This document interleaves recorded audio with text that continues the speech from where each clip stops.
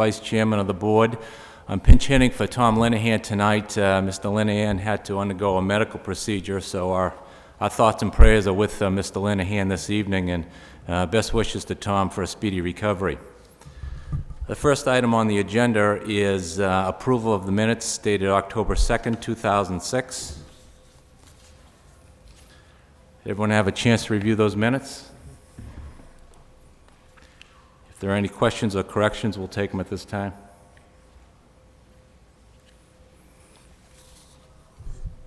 I have none, Mr. Chairman. I make a motion that we accept the minutes of June 19th, July 17th, and October 2nd as presented. Point of clarification, I think we're approving October 2nd tonight. July 17th and June 19th were, I think, previously accepted, but they were incorporated in tonight's package because they related to the Middlesex project. So that's correct. We have a motion. Do we have a second? Second the motion, Mr. Chairman. All in favor? Aye. Minutes are approved. First order of business is a public hearing. We have a repetitive petition and special permit for 1881, 1883, and 1857.1 Middlesex Street, continued from October 2nd, 2006. The Lowell Planning Board will review an application by Middlesex Partners Limited and Lexi Development for repetitive petition and special permit review of the development of the property located at 1881, 1883, and 1857.1 Middlesex Street. The proposal includes the demolition of the existing buildings on the site and the construction of 128 housing units in 4 buildings on a 402,930 square foot lot with associated parking and landscaping. The site will be accessed via a 426-foot-long driveway through a curb cut located at 1881/1883 Middlesex Street, across from Dingwell Street. On July 17, 2006, the Planning Board voted to approve the site plan 3 votes to 1. The special permit for the driveway length was therefore denied because it required 4 yes votes. The current proposal requires a repetitive petition review to determine that the new application contains specific and material changes from the first application, as well as special permit review under Section 6.7.2 of the Lowell zoning ordinance for driveway length. Repetitive petition and special permit applications will be heard concurrently for this project. And again, just a point of clarification, the repetitive petition had been previously approved, 4 votes to none, so we'll be hearing just the special permit application this evening. I'll just remind the applicant we have only 4 members here this evening, so again, on a special permit, you'll need 4 votes. So you can either proceed accordingly, or if you wanted to continue it to a time when we have 5 members available, would consider that. We shall proceed, Mr. Chairman. Thank you. May we hear from the applicant? For the record, Mr. Chairman, members of the board, James Flood, 81 Bridge Street, Lowell, Mass., representing Middlesex Partners Limited Partnership, who is the owner of the property in the back, and Lexington Development, which is the proposed developer. As the chairman stated, we are before you tonight requesting a special permit under Section 6.7.2 of the City of Lowell zoning ordinance to allow a driveway in excess of 200 feet to service the proposed 128 housing units approved by the board back in July. With me tonight, I have Steve Beatty and Jeff Miller from Lexi Development, the proposed developer. I have Dick Satin from Middlesex Partners Limited Partnership, Katie Bomagen from Hancock Associates, I'm sorry, Katie, our engineer. I get Jeff Dirk from Vaness and Associates, our traffic engineer, who will give some testimony as we go on. The plan as presented tonight proposes a driveway of approximately 426 feet in length with a travelway of 24 feet. When we were last before the board, there was some discussion about widening the roadway up to 28 feet. Subsequent to that meeting, I had a chance to meet with the city engineer, the DPW commissioner, and had some conversations with the planning department regarding the width of the roadway. It was the recommendation of city engineer, the DPW, and the planning department that we stay at 24 feet. They felt it would be the safest roadway coming into the property. If the board feels that they would like it wider, we are willing to do that, but based on the recommendations that we have, we wanted to come in with 24 feet. We also appeared before the Conservation Commission to discuss this, and we did receive an approval from the Conservation Commission to extend the roadway up to 28 feet if necessary. So that's all been taken care of.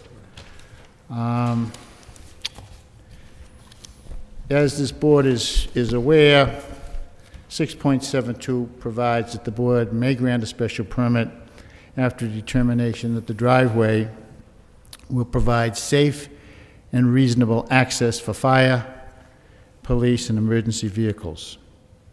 We have submitted to the board, and I would assume that they all have copies. Do they, James? We have a letter from Captain Weber of the Fire Department stating that the proposed driveway is safe and adequate for emergency vehicles. We have a letter from the Lowell Police Department, Lieutenant Meehan, who says that the roadway is safe for emergency vehicles. And we also have submitted a letter from Trinity Ambulance, who is the provider of emergency services for the city, that's saying that the proposed roadway is safe. I've also provided a letter from Stewart Automotive, Inc., which is a local towing concern in the city of Lowell. We have retained their services to provide towing services in the event that there's any cars blocking the right-of-way, the emergency access, illegal parking, unregistered cars. So they have been retained to do that. What they will do is drive through the area on certain times during the day, and if they see anything, they will have the right to tow it. So we have done that too. In addition, under the new plan that's been submitted to you, we have provided a drop-off area for school bus children. And I think if you'll note that the letter from Lieutenant Meehan did state that that proposed area is safe for the drop-off and pickup of all school children. So he has covered that. I have one other matter, and I hope we could address it later, Mr. Claremont. I had sent a letter back in, I think it was September, regarding a clarification of one of the conditions of the original approval on the no parking on Middlesex Street. We have that as part of the Yes, package. we should Thank do you. that, yeah. So I'm going to turn it over to Katie. She can explain the engineering. We're here to answer any questions that the board might have. Good evening, everyone. My name is Katie Baumgen. I'm a registered professional engineer in the state of Massachusetts, and I work for Hancock Associates. If I can come forward and use that microphone. Okay.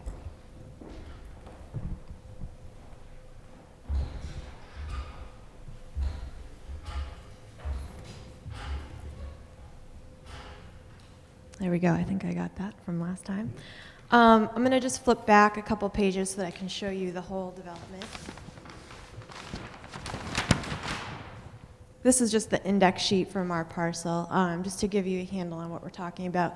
The main piece of the parcel is at the back here, where the 4 buildings that we're proposing is going to go. The access driveway out onto Middlesex Street is in this location with an additional access, or the emergency access, the secondary access to at the existing driveway to Bradford Industries right now, which is over in this location here. As I flip back, I can show you the details of the driveway. The driveway, as proposed before, was 24 feet wide at the beginning. Over the isolated flooded area that's located within the property, it had gone down to a 20-foot width. This area has all been brought up to 24 feet in width, so the entire length of the driveway is now 24 feet in width. There's a sidewalk that runs the entire length of the driveway. In any areas where the slope is on the side is considered any of the areas basically that are wet where this abuts. There's a 6-foot high chain link fence that has been proposed, and any other areas where there's not water, there's been guardrails proposed along both sides of this roadway. There's a bus waiting structure at the beginning of the project for school children, and that detail is shown in the detail sheet. Basically, it's a 3-sided roof structure, so that when the school kids walk down the sidewalk, they have a place to sit that's sheltered while they wait for being picked up and dropped off from school. Also, we have the emergency access drive, which loops around at the existing entrance. This has been widened to 18 feet, and it has crash gates at both sides. And as Jim told you, there was some talk about cars possibly parking across the easement portion of this, and we have a contract to make sure that that's kept clear at all times.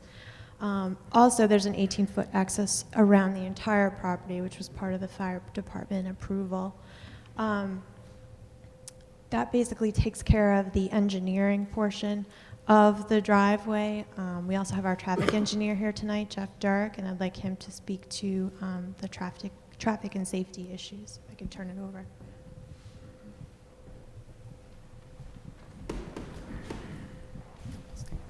Thanks. Good evening, Mr. Chairman, members of the board. For the record, my name is Jeffrey Dirk with Vanessa & Associates, and we're the traffic engineers for the project. I'm also a licensed professional civil engineer in the Commonwealth of Massachusetts, and I'm a certified professional traffic operations engineer. We prepared the traffic study for the project in consultation with the city, both the planning department, the engineering department, as well as the police and fire departments, in terms of looking at safety, not only in access to the project, but also general safety characteristics of all of the roadways that would provide access to the development. So Middlesex Street, Dingwell Street, Princeton Boulevard, Wood Street, and the major intersections along those roadways. The traffic study that we prepared was prepared in accordance with state standards. There's a series of standards that we have to follow in preparing the traffic study so that you can compare impacts of developments, basically cumulative impacts as they exist within the city. I've stamped the traffic study to certify that it has been prepared in accordance with those standards, and you should, I believe, have a letter from the engineering department indicating that the representations, the methodology, and everything that we've used in the traffic study is correct, and that they agree with the findings and conclusions of the traffic study. We did do existing traffic counts on these roadways at the intersections in the vicinity of the project site. Those traffic counts, we adjust them for seasonality. So if we do traffic counts in the summer months, we look at how they compare to other time periods during the year. The state requires that we look at an average month condition, so that's a state requirement. We also look at, as I said, motor vehicle crash history in the area. There's 2 sets of data that we look at. We look at the registry data. That's what the State Highway Department uses in assessing impacts in terms of crash rates at locations. Locations that have crash rates that exceed a state average that the State Highway Department maintains would indicate that you need to do a little bit more due diligence in looking at what the potential causes of those crashes are. We took that another step further. We also researched data through the City of Lowell Police Department and discussed with them crash history in this area. There is no significant crash history relative to collisions at intersections or along these roadways that appeared either through the Mass Highway information or verified through the City of Lowell Police Department in terms of roadways in this area. The other thing that we look at is vehicle travel speeds, and that's important in assessing the access. We want to look at how fast are vehicles traveling along Middlesex Street, and how does that relate to where our location of our driveways proposed, and specifically sight lines. We want to look at where we're proposing the driveway.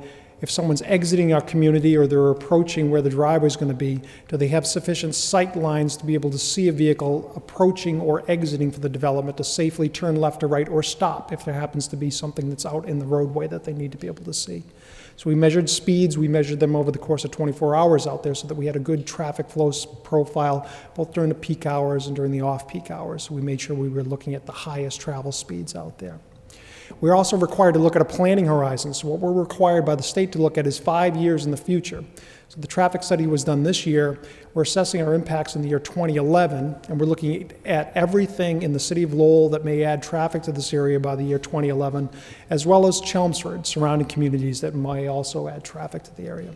And then we established what the traffic characteristics of this project are going to be. Just order of magnitude, during the peak hours, this project will generate somewhere between 60 and 75 additional vehicles, either coming in or out. So that's two-way traffic. If you counted everything that went in or everything that went out during the highest traffic volume hour of the day, you'd arrive at that number between 60 and 75.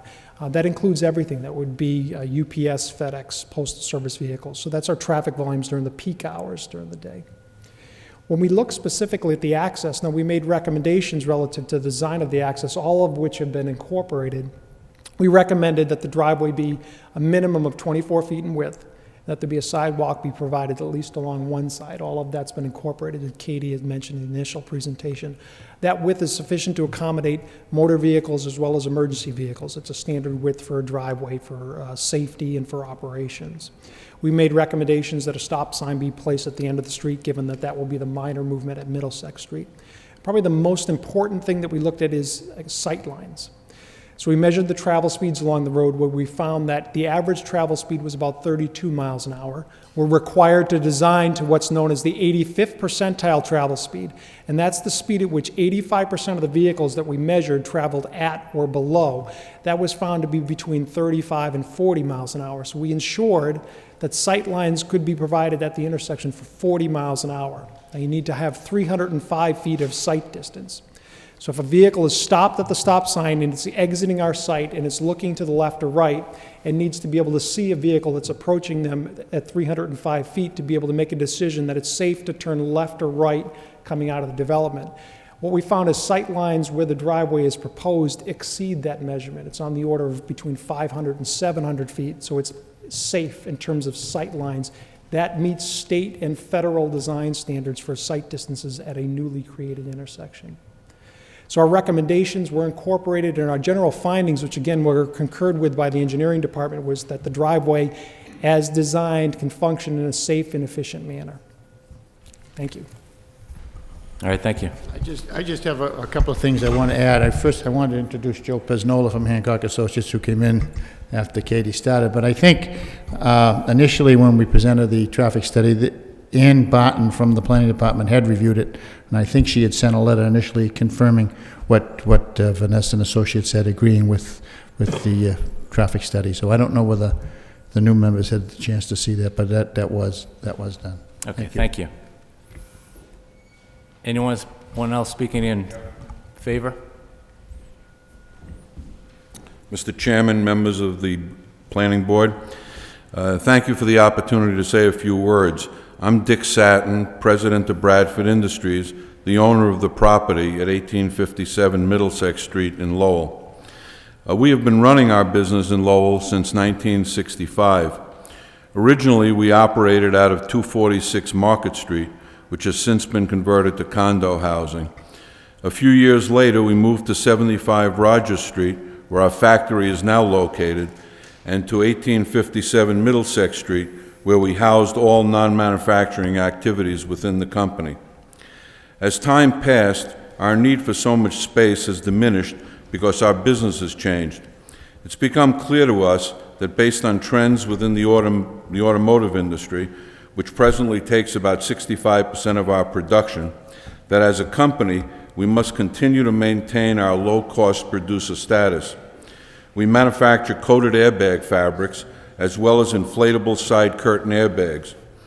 Because of our extraordinary technology, we've been able to secure substantial business ongoing and well into the future. This, however, is based on our ability to keep costs low, and to do so, we must consolidate our facilities and manage our financial resources in a way that will help us grow our business over the next 5 to 10 years. We believe we can continue to add jobs and opportunities for Lowell residents in the years ahead. What is paramount for us at this time is to sell our property at 1857 Middlesex Street so we can move our business forward by better managing our available capital resources. We must bring to our plant ever-improving technology that can lead to dramatically improved efficiencies so we can maintain our status as a global leader in the business we serve.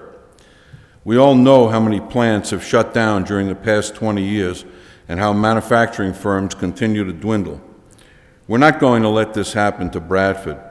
We have developed a strategic game plan, one that will require consolidation so we can grow our business well into the future. The sale of 1857 Middlesex Street is very important to us, and if it's good for us, we believe it will be good for the community and the city of Lowell. We are asking for your cooperation and approval to help us move forward so we can bring all crucial elements of our company into balance. Of course, there will not be any loss of jobs related to the sale of this property. In this way, we can continue to maintain our position as a valued global automotive supplier. Thank you all for your consideration, and happy Thanksgiving to all. Thank you, sir. Anyone else wishing to speak in favor? In favor? Please approach. Can we have your name and address for the record, please? Yes, Mr. Chairman. My name is Brian Bush. I'm the president of Heritage Properties. Our office is at 1201 Westford Street. We're a direct abutter at this property at 1861 and 1867 Middlesex Street, and also diagonally across the street at 1840 Middlesex Street. At those two locations, we own and manage 260 some odd apartment units on Middlesex Street. I've written to the board in the past, and I attended their first public hearing. As an abutter, we believe that the use of residential use of the proposed project would be better suited than the current industrial use for traffic, particularly as the turning onto the property into Bradford at the current operation brings a lot of tractor trailers into the site. The turning radius is onto the site with the adjacent residential properties do create traffic conflicts currently. I think that in light of the fact that most of that property has been redeveloped on Middlesex Street to the North Chelmsford line, that the compatibility again would be better suited for residential use, and we'd like to voice our support of the project by the proponent. Thank you very much. Anyone else in favor? Mr. Chairman, my name is Stephen Conant. I live at 34 Beresford Avenue. I'll be quite honest with you, I'm not familiar with the details of this project. After this hearing, the Lowell Parks and Conservation Trust, of which I'm a founding member, will speak about the Concord River project. And I'd just like to say that Bradford Industries has been a tremendous neighbor to us along the Concord River. I'm not speaking, I don't know the merits of this project at all, but to say that Bradford Industries has been an excellent corporate citizen as far as the Lowell Parks and Conservation Trust has been with our experience. We've done whitewater rafting with them. They've allowed us to go across their property for years. So it's been a very positive relationship. And to the extent that that makes any difference in your decision tonight, I hope you'd consider it. Thank you. Thank you very much. Anyone else in favor? In favor? In favor? Hearing none, that portion of the public hearing is closed. We'll hear from those wishing to speak in opposition. Anyone in opposition?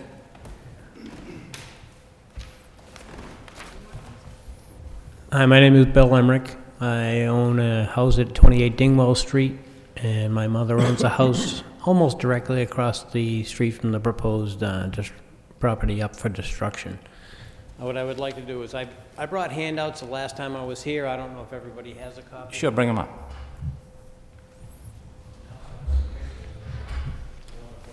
Thank you.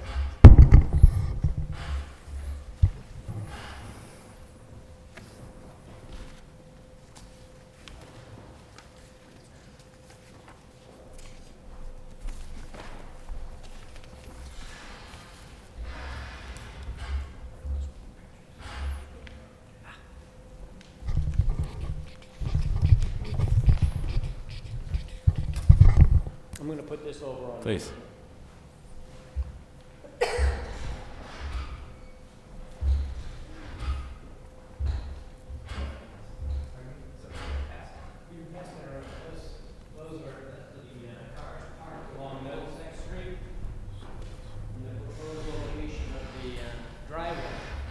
Speak from the mic. One of the points I have is, he said they had 500 feet? In excess. Now, where the proposed driveway is, if you look to the left coming out of that proposed driveway, there's not even 500 feet to the bend in the road.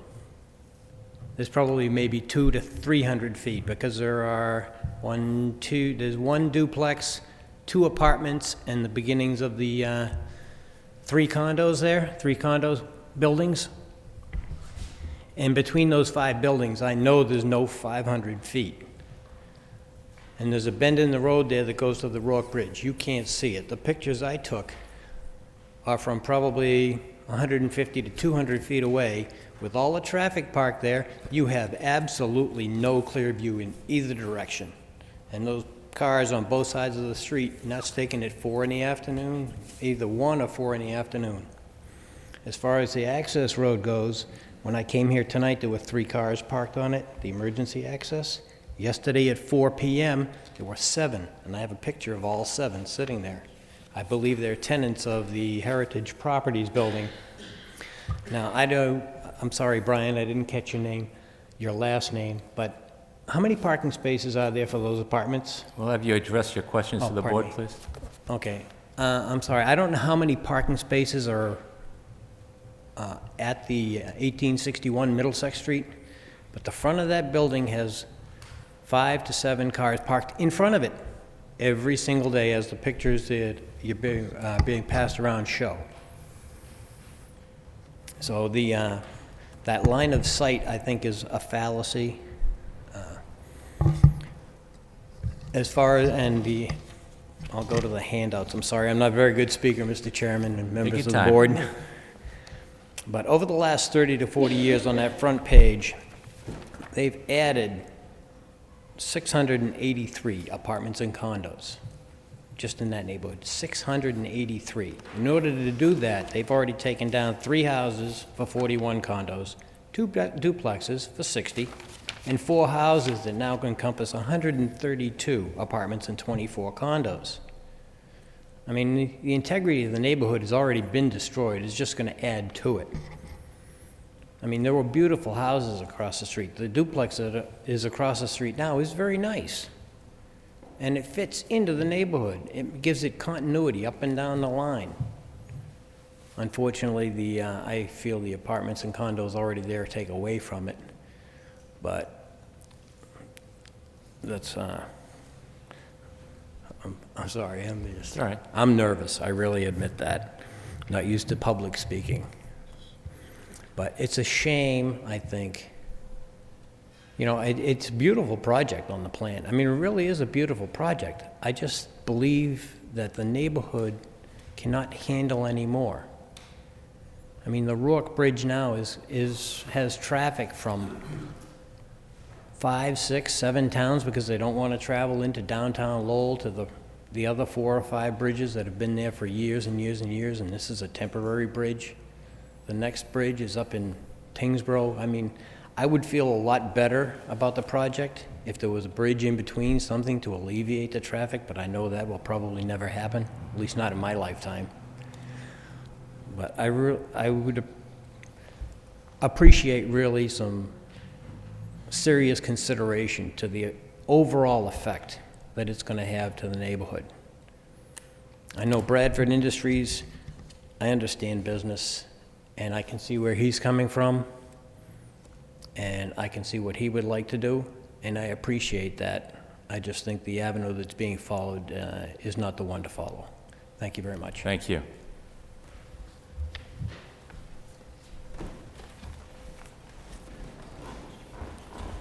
Good evening. My name's Eleanor Clement. I live at 1887 Middlesex Street, which directly abuts this property that's being proposed.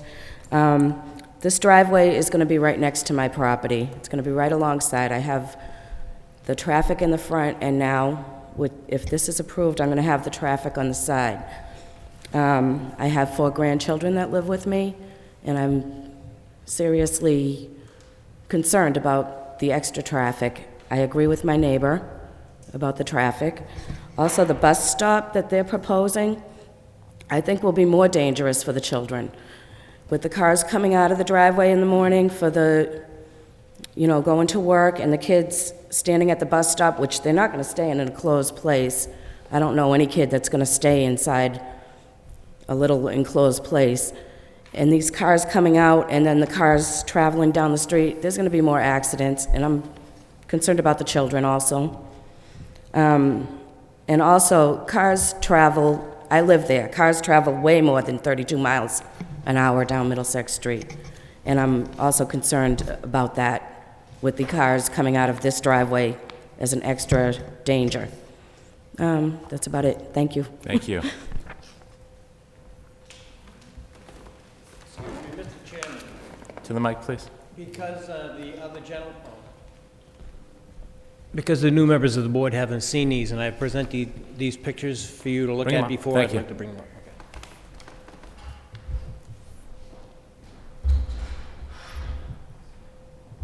Thank you.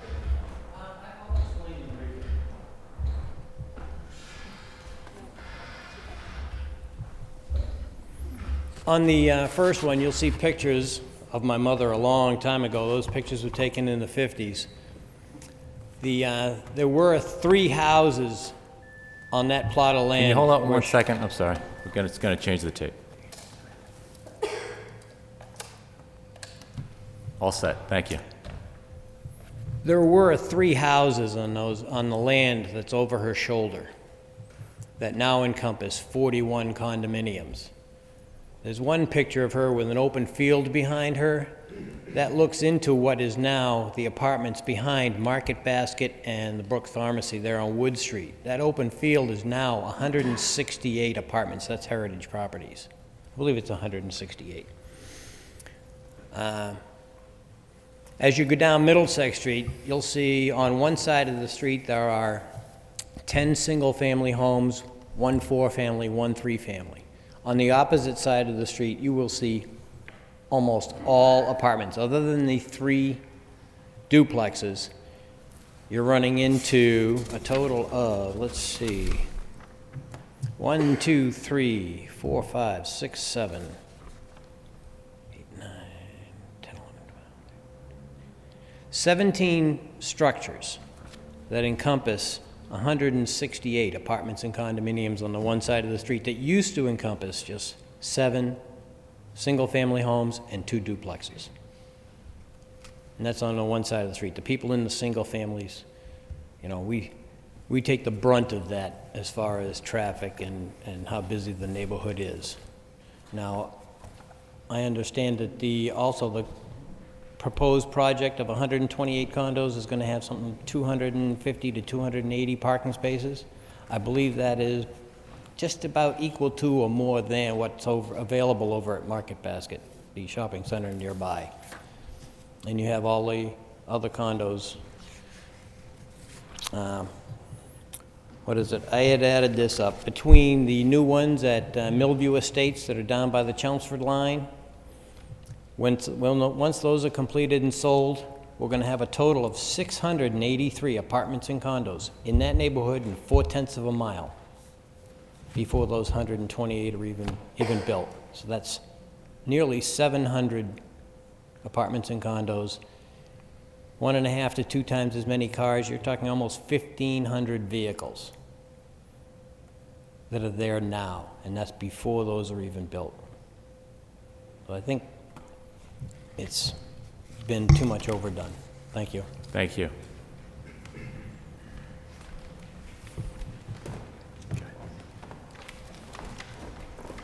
I'm Patricia Emmerich from 1878 Middlesex Street. I'm in opposition of this project. My main concern is taking down the duplex, which will take away from the character of what's left of our neighborhood. For the road, cutting down trees will create an intensified noise from the already existing vibrations from the trains. The traffic is already dangerous. The safety of children, elderly, handicapped, mothers walking babies is a big concern. It takes me 5 minutes to enter my driveway. I'll also be rear-ended while waiting. There were 3 accidents between July and August. And last summer, there was a child injured. in front of my house. I've been burglarized 3 times. 4 neighbors that I know of have been burglarized. There's a predator in the neighborhood. I have 3 grandchildren that reside in the neighborhood, and I feel that their safety is in danger. As far as the school buses, I see that perhaps the parents will go up and park on Middlesex Street in order to meet the children. I'm sure they're not going to let them walk over 400 feet in the dark. There are school buses that up to 6 o'clock in the evening, they're dropping off students. I think that will also be a concern. It also will make more work for me. I have to pick up more garbage and liquor bottles off my lawn. I think this will be a great disservice to our neighborhood. It will, as far as the access road, yes, that's going to continue to be a parking lot. It will also be an invitation to unlawful activities. There are drug problems around there. I know. I've been robbed because they wanted money for drugs. So I guess that's my concern, my neighborhood. Thank you. Thank you. Anyone else wishing to speak in opposition? Please approach.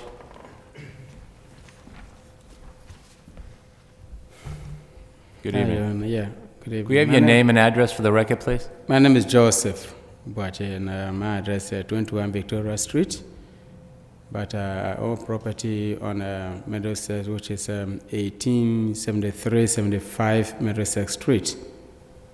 And I have opposition to this upcoming project for safety's sake. And the first concern I have is with the several meetings that have been coming before this time is the developer's idea of creating another street or driveway right from across from a Cardwell through Middlesex and to the other end where I'm mentioning about 1876 and 1861 and so on and so forth. It's already going to create an untold harm of congestion of traffic for the sake of our children and the buses, school buses for that matter. As at now, Cardwell is only one way. Before, when I lived there about 5 years ago, it was across inside from Cardwell, from either left or right to wherever you want to go, either to Nashua or to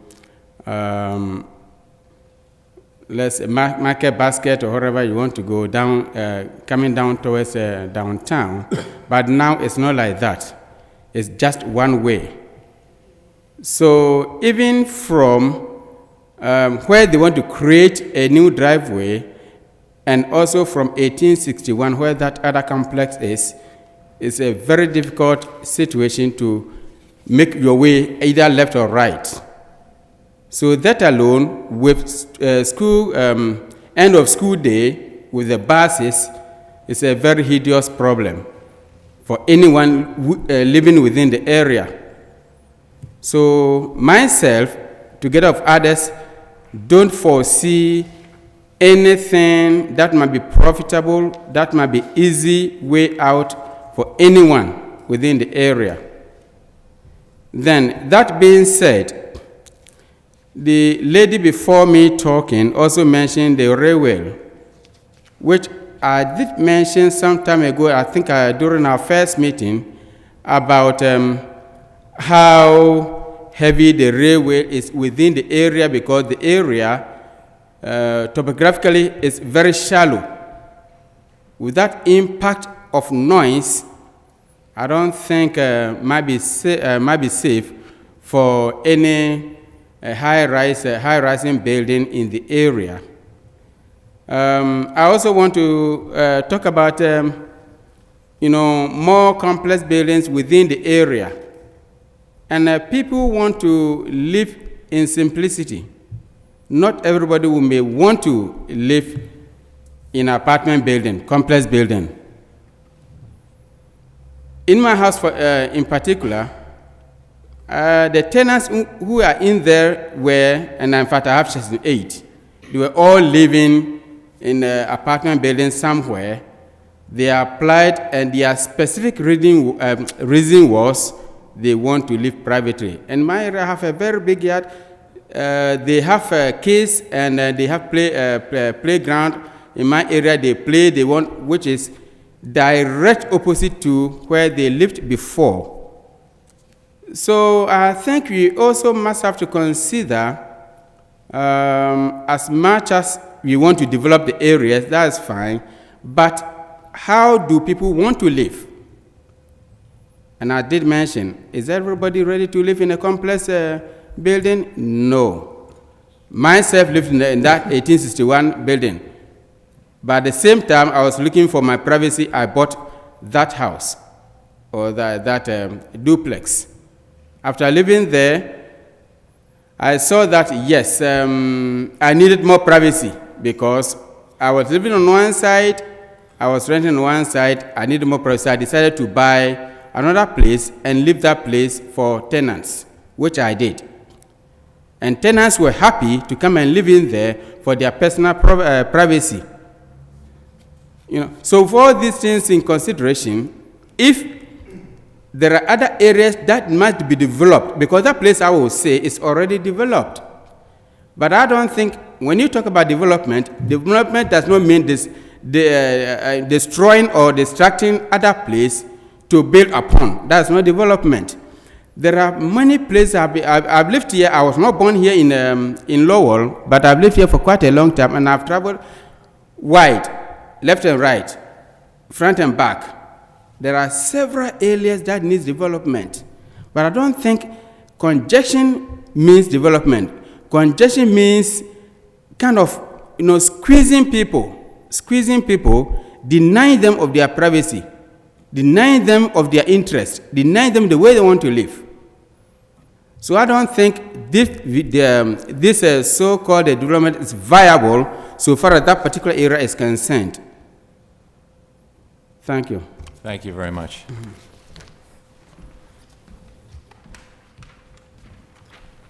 Hi, I'm Mary Doney. I live at 1892 Middlesex Street. It's only 2 questions I have to ask. I would like to oppose the meeting tonight. Mr. Lanahan is not here, and I know he's against this project. He's been against it from day one. I would like to continue this if we can. I don't know why we don't have an objection to do it. They want to go with it. Why can't we go against it? I don't know what the rules are there. Can you explain them to me? Well, in terms of when the thing comes up for hearing, we don't have control over that. When it comes up, it goes before the board that's here. Right. They have the right to go in front of a 5-member board when we have a 5-member board. Okay. Or they can choose to go in front of 4. What they're going to need tonight is all 4 votes in the affirmative if the special permit is to pass. Right, that's them. Can we object that? It's the right of the applicant to determine whether to go forward or not. Oh, okay, I see. So we have no say over this, Not in even terms though of we're whether- here to Not in oppose terms it. of whether they're going forward or not. You're certainly having your say tonight as to what your opinion is regarding the project. And we're Okay, certainly and the other question I happy to hear have, that. has anybody gone by to see this place? Where the parking This is? doesn't really work as a question and answer. If you have a question Okay. for the board, present it to I the have a board. question. And we'll deal with it when it's our turn to Okay, I would address like it. to know, Mr. Lanahan, when he was here last time, went by before the meetings and sat there for 2 hours, because I've seen him, I've talked to him, and viewed this whole place. That's why I know he's against this. I'd like to know if any of these board members, these new ones right here, which Mr. Gendron, I know, has gone by to see this place. That's a comment. Can he answer that question for me? I think that'll be addressed when it's our turn. Okay. Now it's your turn. Now it's my turn for what? It's your turn for your comments. you have any My other comments? comments, I don't think these new board members have gone there to check this place out. That's all I have to say. Thank you very much.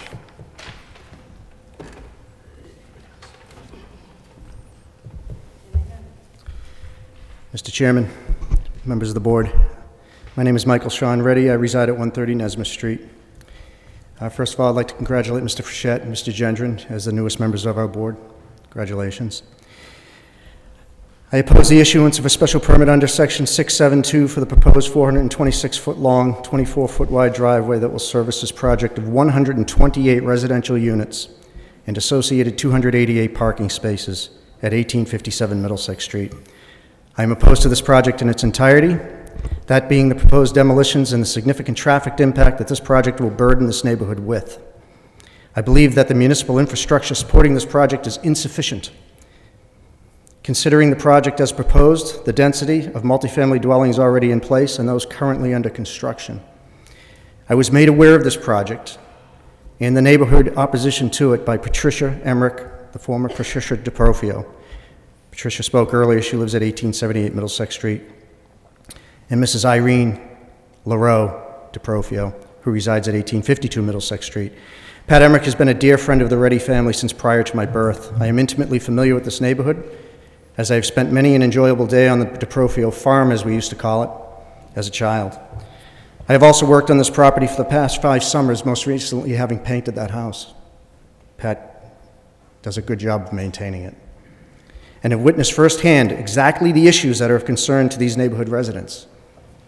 I've been many times almost spooked off my ladder by near collisions and rear-enders. The DeProfio brothers settled this land in the early 1920s. Pat's father built that house. Pat and Irene have lived there all their lives. Irene LaRoe is now 90 years old. The issuance of this special permit will result in the cessation of the operations of a number of commercial tax-generating businesses that now occupy this 19th century mill site. It will also result in the demolition of this entire site, along with one of 3 19th century matching duplexes at 1881 to 1883 Middlesex Street. Joseph owns one of the duplexes directly next door. I believe that this touches on the overall wish of the people of Lowell as expressed in the master plan, that neighborhood character be considered strongly by the board. As insignificant as these duplexes appear to somebody that does not live in that neighborhood, as has been expressed here, they're very important to the people of this neighborhood. These 3 duplexes represent the last vestige of rural Middlesex Street. And as Billy had said, they are actually nice houses. One is still in its original shingle. The proposed project also is directly across the street from one of the few suburban single-family zone neighborhoods in this area of high-density, double-depth, multifamily housing. As stated previously, of primary concern is traffic impact. At Dingwall Street, Middlesex Street allows for only 2 lanes of traffic. This is unchanged from rural times when Middlesex Street was a route to relaxation out in the country and at the lake regions of Tingsboro and New Hampshire. At 36 feet wide in total, with parking allowed on one side, the situation is already dire. There are no turn lane options here, ever. With the usual density of parked cars, for a bus or a car to stop means that it must stop in the drive lane, and they do. Apartment units such as those known as Sutton Place and the units owned by the gentleman that spoke earlier across the street and further up are layered 2 deep front to back and encompass 60 units per lot. We also have to consider the proximity of this project as proposed to the Rourke Bridge and the traffic impact to this already congested retail business intersection. So compromised is the traffic situation currently that Dingwall Street was recently changed to one-way by the city as a partial remedy. There is also currently being marketed a recently completed large and dense condo development less than 4/10 of a mile west. This is known as Millview Estates. That project has added an additional 150 residential condo units to this area. The original mill building that stands on that lot is due to eventually be built out to 108 apartments. The proposed project of this developer at 128 units and 288 parking spaces is as large as the Lowe's project being considered for the Highlands. The difference being that at Stevens and Chelmsford Street, there is a 3rd lane for turning. That can never happen here. The resident sentiment, when I was asked to join this group and to consider opposing this project as friends of Pat Emmerich and Bill Emmerich, the resident sentiment that I surveyed was conveyed to me as follows. First thing I asked was, how do they feel about this property being residential versus the existing industrial? At the present time, there are approximately 8 to 12 tractor trailers entering and exiting per business day, along with approximately 30 to 40 employee cars. And this is only between the hours of 8 and 5, and never on weekends. The gate is locked at night. The proposed project will burden this already congested neighborhood with a 24-hour-a-day and 7-day-a-week dynamic of cars entering and exiting at the bottom of Dingwell Street. Let's also consider the addition of volume with parties and family gatherings. Speaking of which, the fact that the proposed driveway is directly across from Dingwell Street presents its own problem. No friction in the system as I see it. People will travel down Princeton Boulevard. This is exactly how I travel there. I come up Route 3. I take a Drum Hill exit. I go down Princeton Boulevard, take a left on Dingwell, take a right. In this scenario, people will be in their haste to get home, darting straight across Middlesex Street, straight onto this driveway. Issuance of this special permit will result in the conversion of even more of Lowell's industrial and retail property to residential condos. Bradford Industries is a fully operational, profit-generating business. We need more commercial tax revenue in this city, not less. If it is Mr. Sattin's wish to sell this property, so be it. But it doesn't mean that it has to be converted to residential. It is a suburban mixed-use zone, which means those who constructed our zoning code recently, 2 or 3 years ago, scrutinized this and felt comfortable with it either being residential or industrial. It works for the people in the neighborhood. In addition to the addition of thousands of residential units over the last 10 years in Lowell has not relieved Lowellians of tax burden, but only exacerbated it. We are already suffering from the quote-unquote bedroom community effect on our tax base. As far as this driveway, I like to envision something I call mechanics. I'm a guy that works with tools, and I like to see how things work. What are the mechanics of a 428-foot long driveway and the project that it is proposed to support? Naturally, everybody's concerned about fire. Excuse me, you can have a tow company on call, but if there is a cataclysmic situation there and there is a car blocking that, one car can make all the difference in the world. The reality is that in the event of a fire or emergency situation for a project as large and as dense as this is that of potential chaos. To have so many units serviced by such a narrow and singular access drive is a disaster waiting to happen. With large fire vehicles entering and exiting along with emergency vehicles leaving to transport victims, this will more likely be overwhelming and could possibly result in the loss of life. As far as the school children, this is a lower socioeconomic area. There are a lot of school children here. It's not Belvedere Hill. I've worked there many times. It's very high density of children. According to the neighbors who I've spoken with who have resided here for all of these years, many parents drive down to the school bus stop to pick up their children. In addition, there will be parents, as Pat Emmerich had mentioned, that will probably be driving the 400-plus feet from their unit up to pick up their children. As it is now, this causes significant traffic congestion. There is literally no place for them to position their car as they wait, and they simply stop right in the roadway or park on the no parking side in front of her house, requiring students, young students, to cross busy Middlesex Street. The city has already confirmed that it will not drive into the proposed development. The developer, as of October 2nd meeting, promised a bus stop shelter for the children. We got a few more details this evening, but it's still not clear to me where this would be. Where could they possibly find room for such a structure?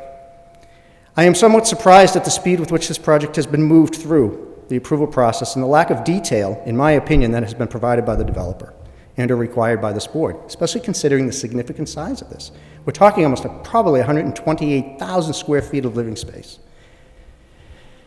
Especially considering the fact that if approved, it will be the largest residential development project currently under construction in Lowell outside of the downtown area. I've spoken to the DPD and they have conveyed to me, Department of Planning and Development, the developer has only made minimal effort to interact with this department, and it's a rich source of input and advice that is available to all builders. Could we not as a city impress upon this developer to explore alternative development options, such as an elderly or over 55 development with an elderly care crisis approaching? Would this not be reasonable consideration that would most certainly minimize traffic impact and possibly the crime impact on this already crime-challenged neighborhood? These residents are not the typical, not in my backyard neighborhood residents. I live in one of those neighborhoods. Over the past 70 or so years, they have had everything lobbed into their backyard. literally and figuratively. From Princeton Boulevard down to Middlesex Street, this neighborhood has been built out beyond anyone's expectations, especially Pat's. Multi-layered, multi-depth apartment and condo developments, one after another. But I might say I look down there too, and none of these multi-level, multi-depth developments have only one narrow driveway feeding them. Bill Emmerich has done a fine job in taking his valuable time in producing his analysis that presents the startling findings that on less than a quarter-of-a-mile stretch of Middlesex Street, what once had been 12 single-family Victorian homes now has over 700 residential living units. The approval of this project and the further build-out of the Millview condominium development will bring the total to over 800. The residents of this area, are simply and finally drawing a line in the sand, and good for them. They have had enough. They have stood by quietly as this area has been built out.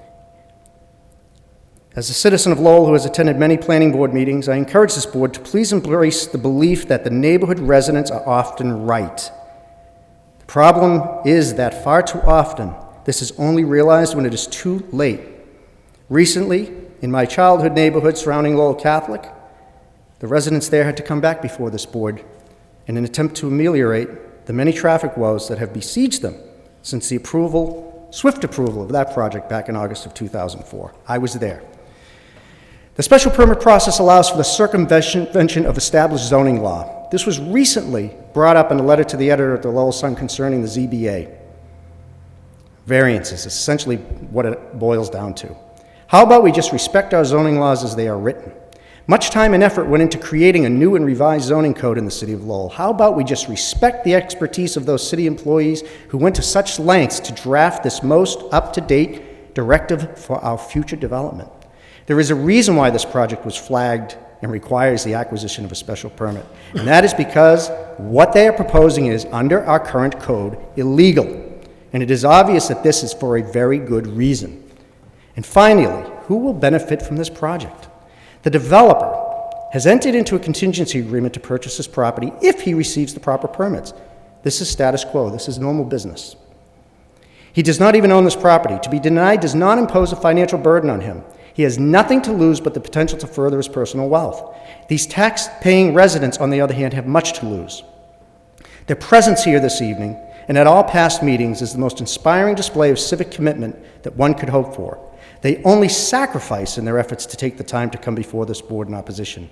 There is no money to be made for them, for they are merely attempting to help this board, help them, and to help this city as a whole do the right thing before it is too late. I appeal to you to deny, once again, this special permit. Thank you very much for the opportunity to speak so freely and lengthily. Good night. Thank you very much.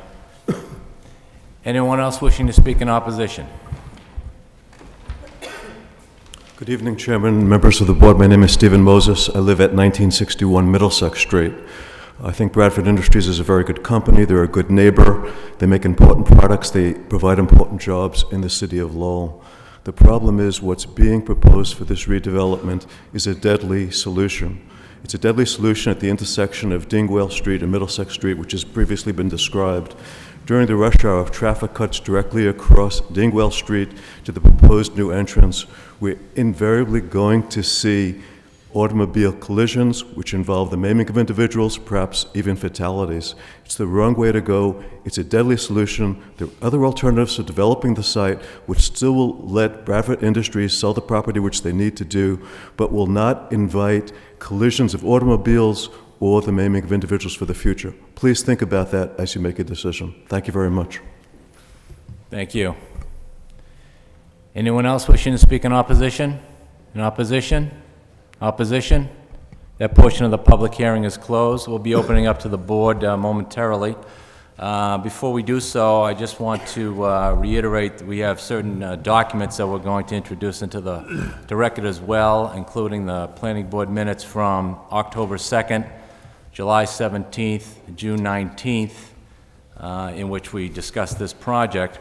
In addition, we've gotten a couple of additional letters relating to this project since the last time we discussed it. One is from the Conservation Commission, in which the applicant appeared before the Conservation Commission and got their approvals. but had to reappear because of their request of changing the width of the roadway from 20 to 28 feet, and the Conservation Commission sent a letter indicating that they'll accept the modification as a minor modification if the planning board requires it. The proponent shall notify the Conservation Commission whether the roadway shall be 20, 24, or 28 feet.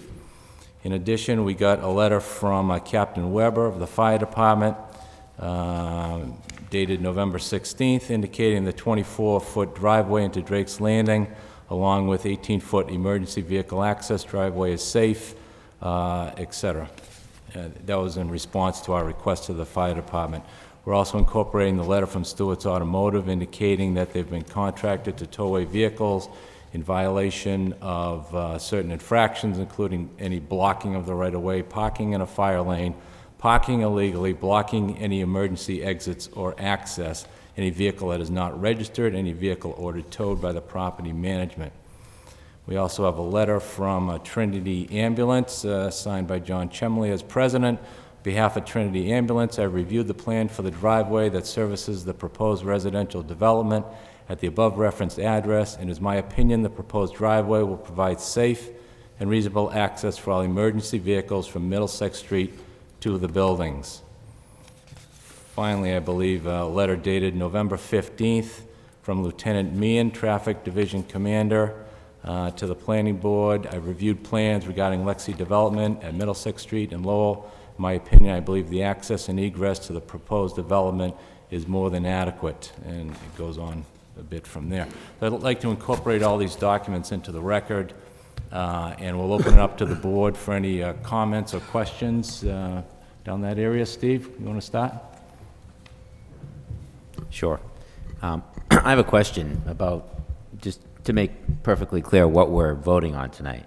Tonight we're voting on a special permit for the road, right? Is that correct? It's a special permit for the site plan. Special permit for the site plan. We're going to seeking to approve or deny the site plan, the special permit for the roadway length. But the special permit is required only because of the roadway? Because of the roadway, that's correct. Now, if the roadway length were appropriate in meeting standards, would there still be a requirement for the special permit? No. No. Correct. The special permit, sorry, Mr. Chairman, if I may. The special permit is required under 6.7 of the zoning ordinance, which requires driveways in excess of 200 feet to require the special permit from the planning board. To note, the use of this site as a multifamily use is allowed by right in this district. Mm-hmm. It did require a site plan approval process whereby that was completed by the board back in July, and it was approved by the board back in July. What is before you tonight is the special permit for the roadway length. Okay, so the site plan has already been approved. Correct. This project is approved, essentially. The special permit is required for the roadway length. So, correct. So I'd like to ask Mr. Flood, what are the options? If this roadway does not get approved, what are the options for the applicant? Well, I suppose that the right-of-way coming in that's presently used by Bradford Industries, but it's narrow. It's not safe for the entrance. So this, we feel, is the safe entrance into the property, and I think the zoning says a determination it's safe for police, fire, and emergency vehicles, which I think we presented to the board. That's just what it says. So. Sure. I'm just trying to understand. I think that's the safest way in. Yeah. So if this gets denied tonight, I mean, can we make the roadway wider? We'll make the roadway wider if everybody wants it, but I think it was the feeling of the planning department and the feeling of the city engineer that if you made it wider, it would probably be more unsafe. It would be unsafe because people might speed. So I'm not buying that. I'm sorry. I know that was the decision. We have no problem increasing the size of it. Excuse me, I have my turn to talk now. I don't understand that. I don't understand how this is less safe by having a roadway that meets the standards. I know the recommendation was that people are going to speed. I've seen people speeding on some pretty narrow roads in town, so I don't see how it's any safer being more narrow. Well, I think I said initially that we came in with the 24 feet because that's what everyone recommended to us, but I think I said that if you wanted it 28 feet, if you wanted it 26 feet, we will do it. We've told the Conservation Commission we do it, they've approved it. So whatever this board wants, we will do. But, I mean, that was what I was told that the city wanted, so that's why we came in with that. I'm just gonna, can I go up to the map for a second? Is that legal?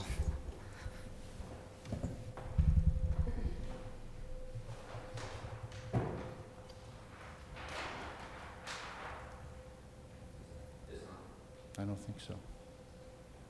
You gotta show red, Jim? Got it. Okay, so this is the roadway we're talking about right here? Right. And that's 420 feet long.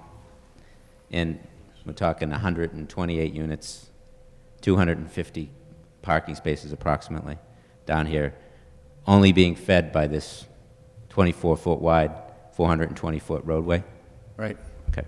There's well, you see the other access on the other side, that's gonna remain, but it's gonna be gated for emergency access only. Right. The one on the other- This is for Right, that's for fire emergency trucks or access only, whatever. right. Okay, thanks.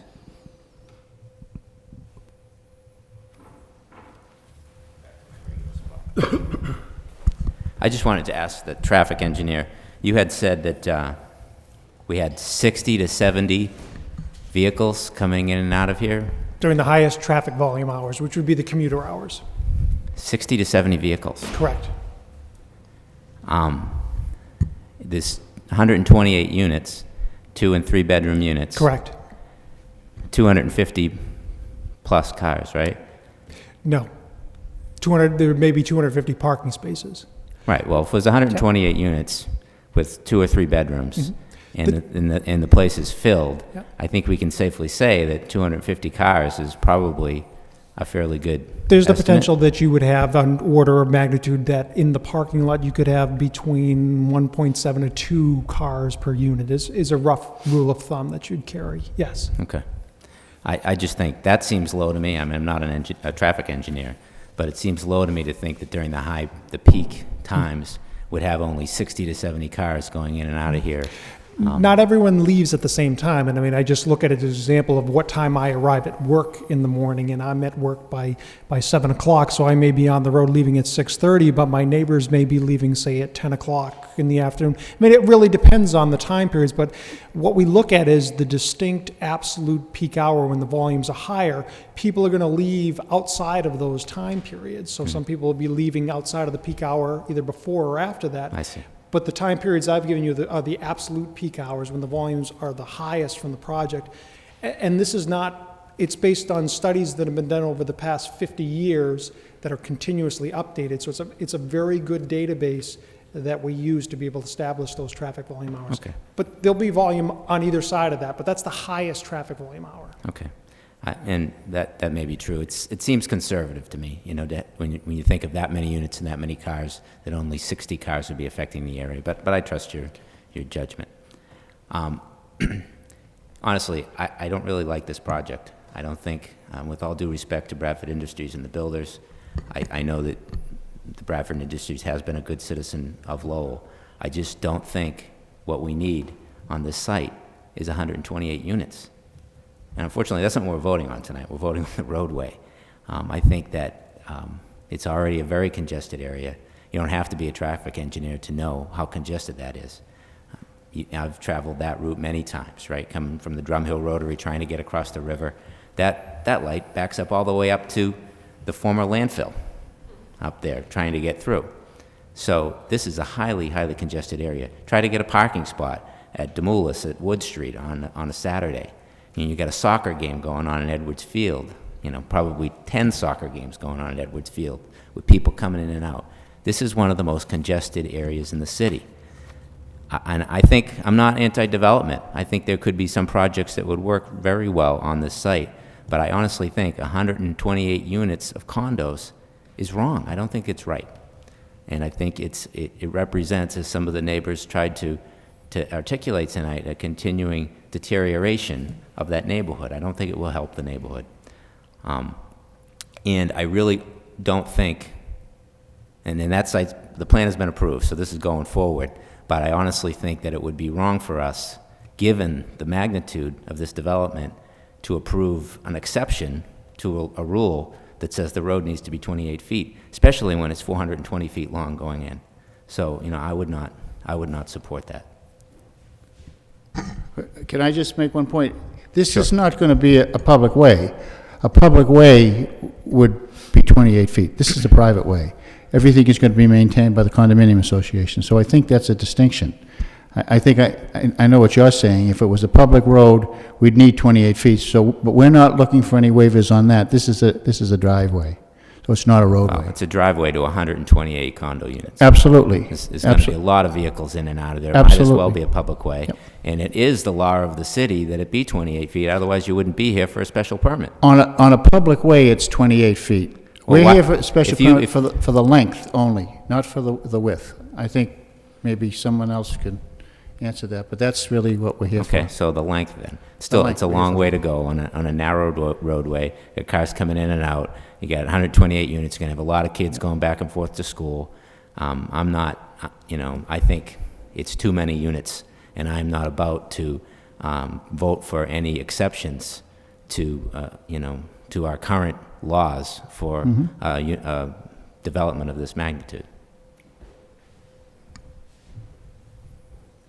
Jerry?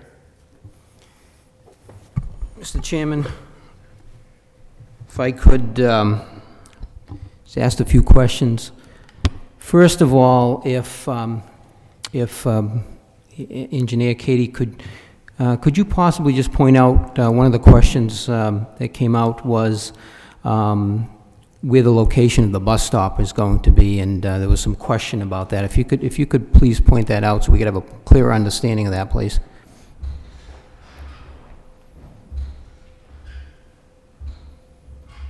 Sure, the location of the bus stop is right at the entranceway, right at the entrance radii to the project. So if I'm standing at Dingwell and I'm looking at that, it'll be on the left-hand side? It'll be on the left-hand side, Okay. correct. Do you have any idea how far off the roadway that will be? It's 4 feet off, and then the structure itself is, If we could see that. you can see.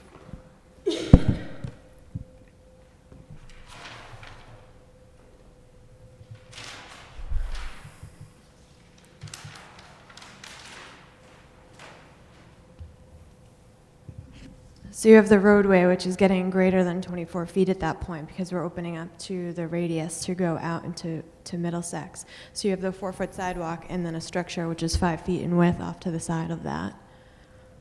Do you know approximately how many children that could house? Or? It's 9 feet long, so I would think you could get a. Huh? Did you say 5 feet It's deep? 9 feet long and it's 5 feet deep. Okay. So Yeah. potentially, I think you could probably fit 18 children in there if they were front to back. If they were front to back. Okay. And then one of the other questions was lighting, or the concern if there were children. Could you just go over? Is there lighting proposed on that roadway, please? There's lights the entire length of the driveway Okay. and throughout the site, and that's shown on the lighting plan.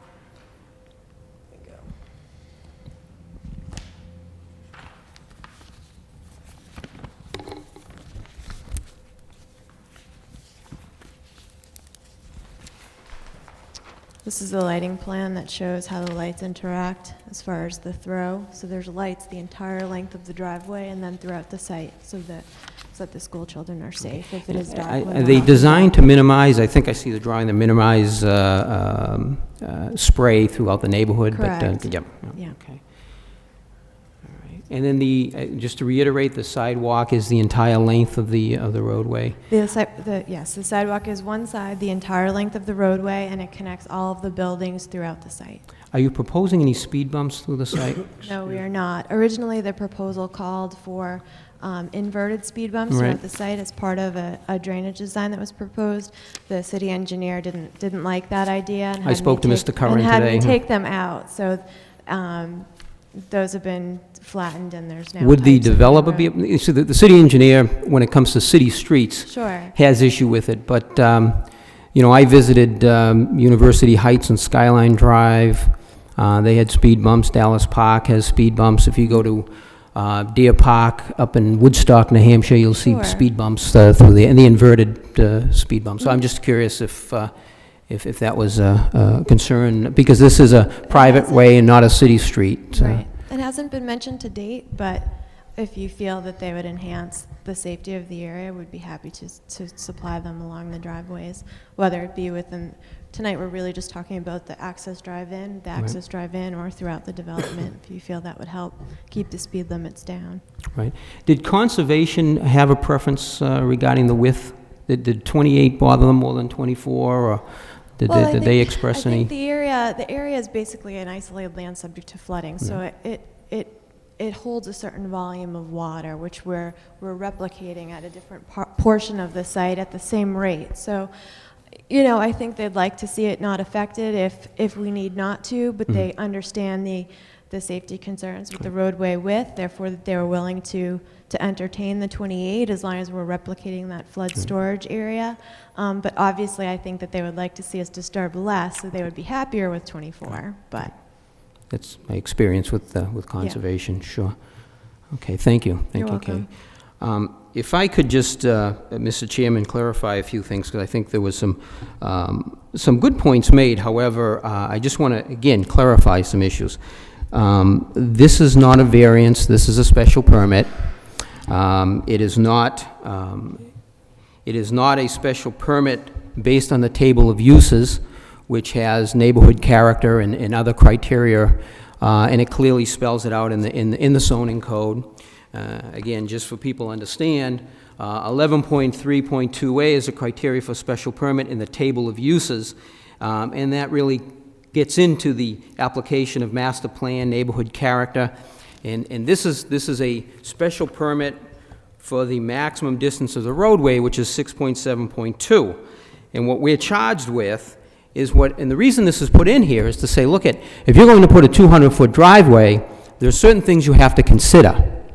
And the things you have to consider is, are they safe? Is it safe for fire, police, and emergency vehicles? And the reason it's charged for this board is to come here is not because it's illegal, is because they recognize that there is a safety issue, that to make sure that the board properly addresses that when a project, especially of this magnitude, comes before us. Site plan has already been approved.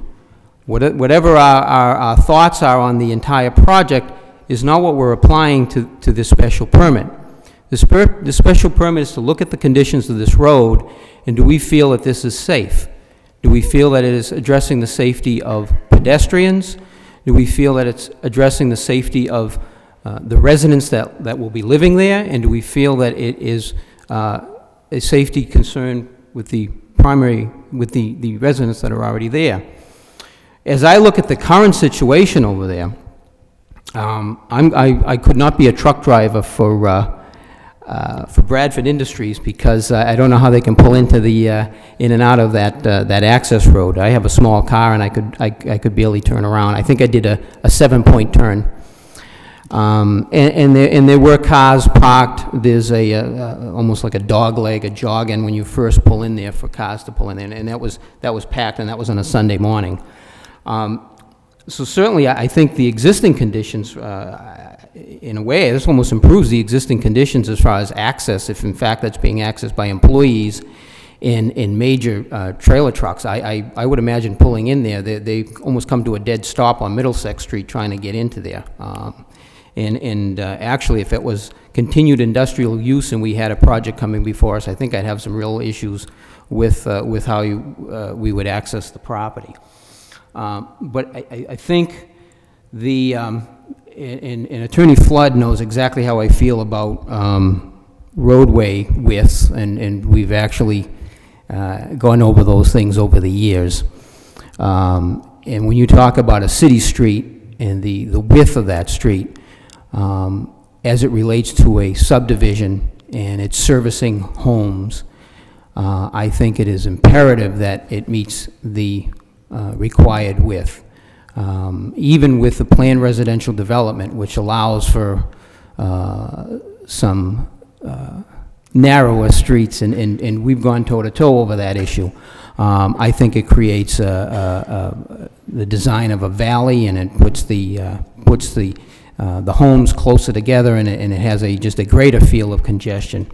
But we're not talking about a city street that's servicing homes, and off of the street. We're talking about a roadway, a driveway accessing this location. I do have experience with traffic engineers and dealing with traffic engineering firms. I am well aware of the planning department's preference with the road conditions, and I also, in talking and dealing with the Lowell Police Department over the years in the traffic division there, is that the flow of traffic will travel to a speed based on what the conditions of the road will really conducive. And so the wider the street, when this thing looks like a runway for Logan Airport, that's exactly how it's going to be treated. And that's why, and it is not a city street, so we can't control the speed. I really have a preference for speed bumps, and I'd like to discuss that a little bit. I did measure the roadway going to University Heights. That services over 200 units. That's 23 feet of pavement. Dallas Park is even less than that, but they both have speed bumps. I think University Heights was probably a good example of a similar project in size and access. I think the roadway, matter of fact, the driveway was in excess of the 400 feet. So I welcome to hear the comments from the chairman and Mr. Lockhart, but those are my comments right now, Mr. Chairman. Thank you very much. Rich? Yes, I have a couple of comments and questions. Just to respond to the lady in the back about visiting this site to make a determination of whether it's a good or bad project. I can't speak for these gentlemen, but I think what you will find, ma'am, is that we all visit these sites, particularly when it's a large project that's going to impact a neighborhood. We'll visit them and spend the time necessary to come back and make some good, informed, and objective decisions. And I think that's true in this case, and in any public hearing that comes before the planning board. I have a question for, I'm sorry, but I didn't get your name, sir, President of Bradford Industries. I know this doesn't directly impact the project, but I think it may be important. You are going to lose so many jobs over there. Do you plan to consolidate those jobs into the Rogers Street facility? There won't be any jobs lost as a result of the project. Okay. Okay, our plan is to consolidate Whatever they and are, do more yeah. work at Rogers Street. There'll be no jobs lost, and what we're hoping to do is provide an atmosphere, business atmosphere, where we can continue to grow into the future. As you well know, it is extremely difficult in terms of running a manufacturing business in the United States today. We are defying the basic trends. Almost everybody's running to China. We're staying in Lowell. We've been in Lowell since 1965. This project is a critical project to our company. We have gone over this project and the safety with the developer time and time again, because we wanted to be sure that this was safe.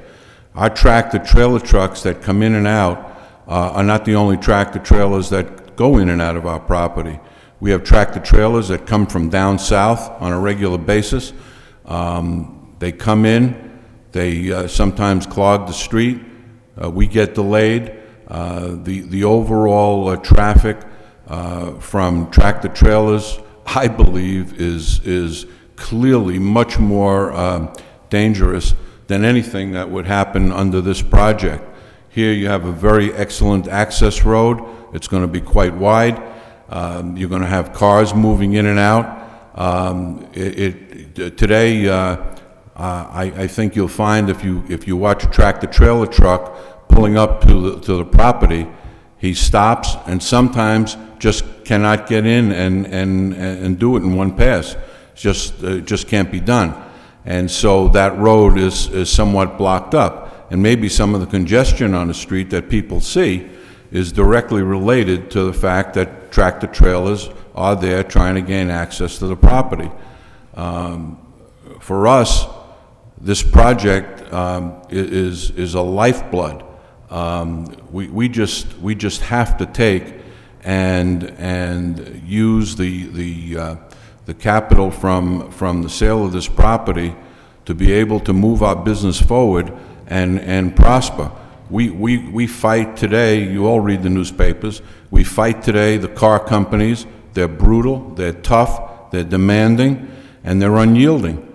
And so we are in a position, day in and day out, of fighting World War III just to keep doing what we're doing. And it is not an easy task.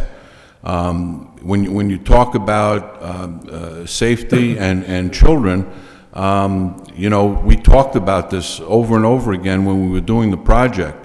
Every effort has been made to make this a very, very safe property. It's a hell of a lot safer than tractor trailers, huge tractor trailers, 40-footers pulling in and out with kids walking up and down the street now. You know, it's very easy for people to say, well, the neighborhood's going to change. I think the neighborhood's going to change dramatically for the better. You're going to have a beautiful project that is set off the road, okay, that is going to front the beautiful Merrimack River, and you're going to have fresh access road. We can put in speed bumps. I think the overall in and out will appear to be dramatically less than it is now. We have people running back and forth all day long in cars going from our factory to the warehouse. The warehouse is certainly not a pretty sight. If you go and you look at that property, it's not like an old mill building, the kind of building that you might like to preserve, okay? It's really an awful building on its exterior. And so we are always in a position of moving in and out of that building, going to the factory. It's an endless excursion by our employees continuously. It's time-consuming, it's costly, and it's really hurting us. And our need to sell the property and consolidate and do things in a better and more efficient manner is really important. I mean, we've done everything ever required of us by the city of Lowell, okay? Whether it's working with the Parks Commission, which they've asked us to help them with the new greenway that they're working on. We have tried in every possible way to be supportive of the city. The city is our lifeblood. Our employees are mostly from the city. We have a long history with the city, and the effort that we have put in to living and staying in Lowell, despite the pressures to move and find a more attractive location, has been resisted time and time again by myself and my partners. And so what we're really hoping for is a positive vote. I think we're going to really have a project here when it's developed that will be exceptionally safe. I really believe much safer than the one that the present circumstances. You heard the woman talk before about this accident and that accident and things that are going on in the street right now, and I just don't see that with a new entranceway and the kind of people that are going to be moving into this really very, very handsome condo development. So, you know, we really are very, very needy of your support on this. And you know, we've made efforts to try and find industrial applications that can go into that site, and we have not been successful with it.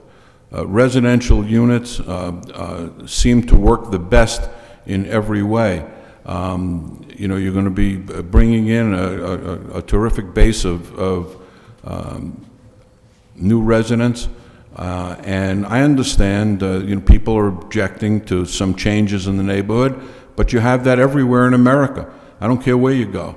You want to go to Detroit? I can show you changes that are absolutely mind-boggling, because I go to Detroit all the time. So, you just can't make progress unless you make change. And that's what we do in our business, and that's what we're hoping to see happen here. And we would just appreciate your support. Thank you. I just want to point out on this letter from the police department signed by Lieutenant Thomas E. Meehan, who's the Traffic Division Commander. I know the chairman read a portion of this letter to begin, but I think it's important. This relates to the bus stop, and it states, I also believe appropriate measures have been taken to allow for safe pickup and drop-off of any school-age children. That's a safety issue of concern, and this gentleman thinks that they have. And finally, I just want to ask the applicant would you be opposed to posting signs both on the access drive and all fire lanes around the building that state fire lane, no parking? No problem. I know he had that in his letter. We're agreeable to that. Yeah, okay. That's all I have, Mr. Chairman. Thank you, Rich. The special permit we're considering tonight, if we're going to approve it, we need to make a specific finding under the code that the driveway will provide safe and reasonable access for fire, police, and emergency vehicles. That's the criteria. The multifamily projects are allowed in this zoning district, and this fits the zoning criteria. We're here, as was said, because of the length of the driveway. And I know at the prior hearings, our chairman had a problem with the length and width of the driveway and raised his objection to that. Now, that being said, we did have the correspondence from fire, police, and emergency, all indicating that they felt the 24-foot driveway, as it's now proposed, is adequate for safety measures. Now, the applicant has indicated they're willing to go 28. They have no problem with 28. If it's the desire of the board to make it 28, they'll go 28.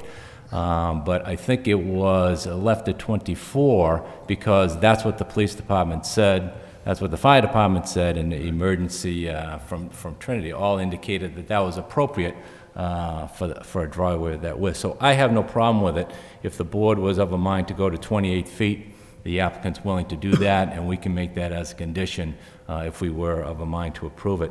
A couple of points, I just jotted a few notes as some of the neighbors were speaking, and I certainly thank everybody for coming back out to address your concerns with us this evening. Somebody was mentioning, in addition to the main access drive, there's going to remain another emergency access drive to the right of that for emergency vehicles only, and that's maintained by way of an easement. Is that correct? Correct. The bottom part of it to Middlesex Street is an easement, yes. Somebody, I think, had a concern, and correct me again if I'm wrong, but that's what's being used now for access and egress into yes. the lot by the tractors. Right. Okay. Somebody had some concerns about some people parking on that area as well. I think that needs to be addressed. I know you have a parking. Yeah. Well, I think it's our intention that if there's any motor vehicles blocking that emergency access roadway, that Stewart's Automotive will tow those cars. All right. Mr. Frechette was talking about speed bumps, and I know at our first meeting we discussed speed bumps. There was an idea that we might look at some inverted speed bumps. I think that was to facilitate drainage.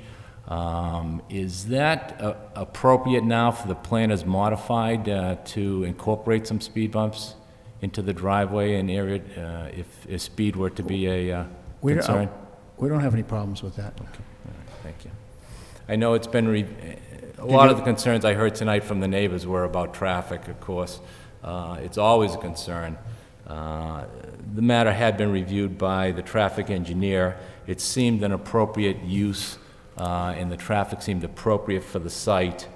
We do have to consider the fact that we're actually replacing the tractors coming in and out of the residential area with vehicles. I was in favor of the project when it first came in. I remain in favor of it, especially with the changes that have been incorporated. And that's all I have for comments. Anybody else at this point? Any comments? Steve?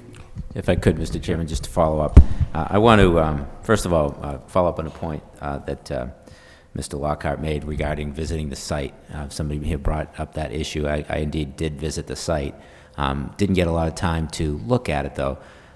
One thing, I think Mr. Frechette and I are at a bit of a disadvantage here because being new to the board, We got the packet on Friday, you know, and yes, we read through everything. I drove by the site and looked at it as best I could, but we haven't had the benefit of all the discussion that's gone on, although we did read the minutes.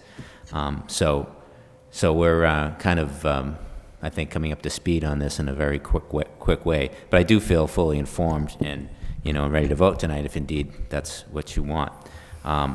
And I'd just like to also reiterate my respect for Bradford Industries. I know for a fact the type of work that you've done in Lowell and the type of support you've given to Lowell agencies. And this, you know, is not about that. I think it's my job to take a look at the proposals that come before us and try to make a decision as it best fits the community.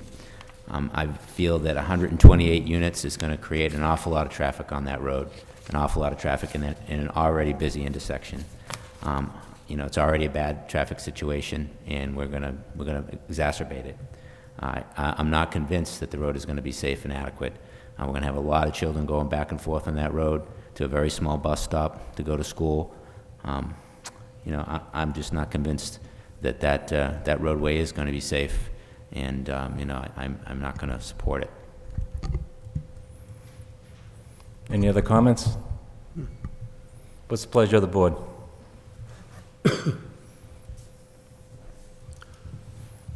Mr. Chairman, based on the documentation that we've received from the fire department, the police department, and the fact that the applicant has provided for a towing service to tow away cars that are illegally parked and blocking emergency exits, etc., and a letter from Trinity Ambulance, I would move to approve the special permit for the length of the roadway. I think that they have proven, I have enough evidence in front of me to convince me that it's a safe roadway. Do we have a second? Mr. Chairman, can I just, well, I'd like to add a condition to that, is I really would like to entertain the speed bumps. I think we need a second. I think we need a I'm second. sorry, we need to have a second, and then we can incorporate any Okay, conditions. I could have a second. I'd like to second that motion. Thank you. And for discussion? If we could, as a condition, is to add at least a speed bump into the entrance and that roadway.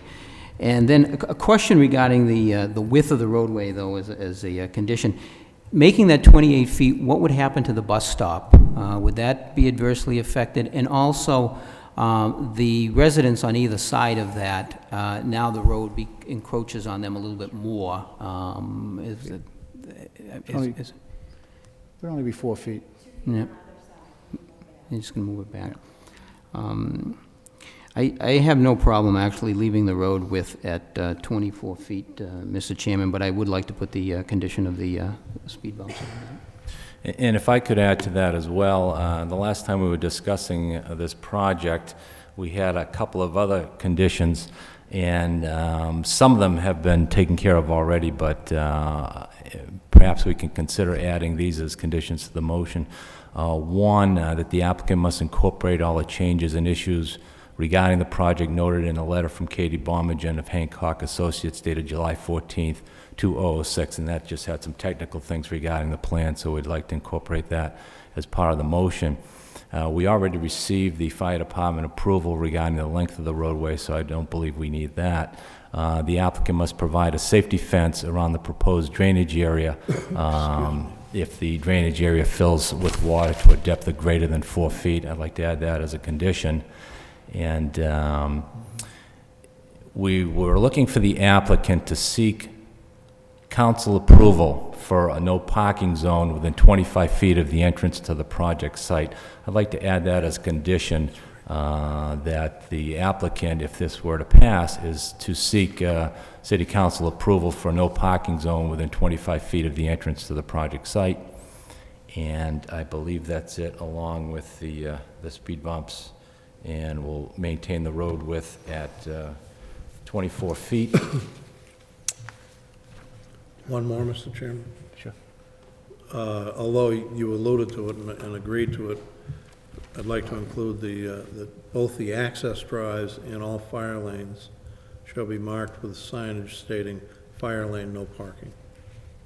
Yeah, no problem. Okay. Motion made and seconded. All in favor? Aye. Aye. Aye. All in favor, I'm sorry, I didn't hear you vote, Steve. Are you going to say opposed? All opposed? No. Okay. Three votes to one. Measure fails. Thank you. Be right back, Joe. I gotta use the mouse.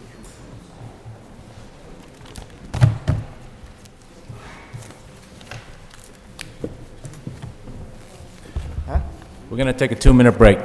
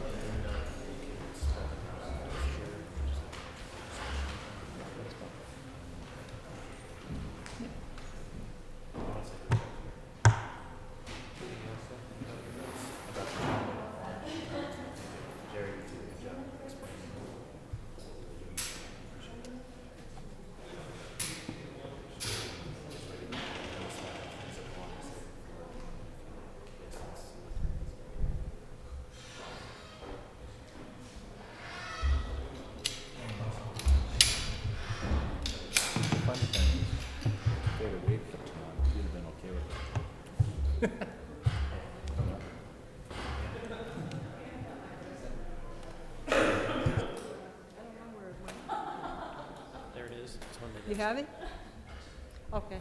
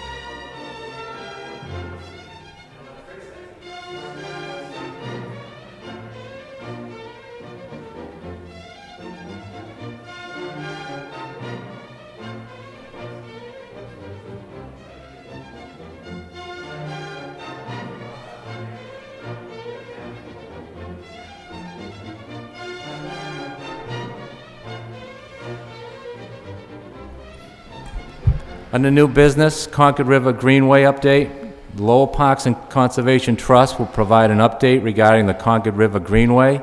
The park will link the city's largest park area, Shed Park, and Rogers Fort Hill Park to the center of the city in a network of walkways that have been developed by the Lowell National Historic Park. Good evening. Thank you, Mr. Chairman. My name for the record is Stephen Conant. I live at 34 Barrisford Avenue. I'm a founding director of the Lowell Parks and Conservation Trust and currently serve on its board of directors. I've been associated with the trust for 15 years, and one of the first things that we did, one of the projects that we have focused on specifically is the Concord River.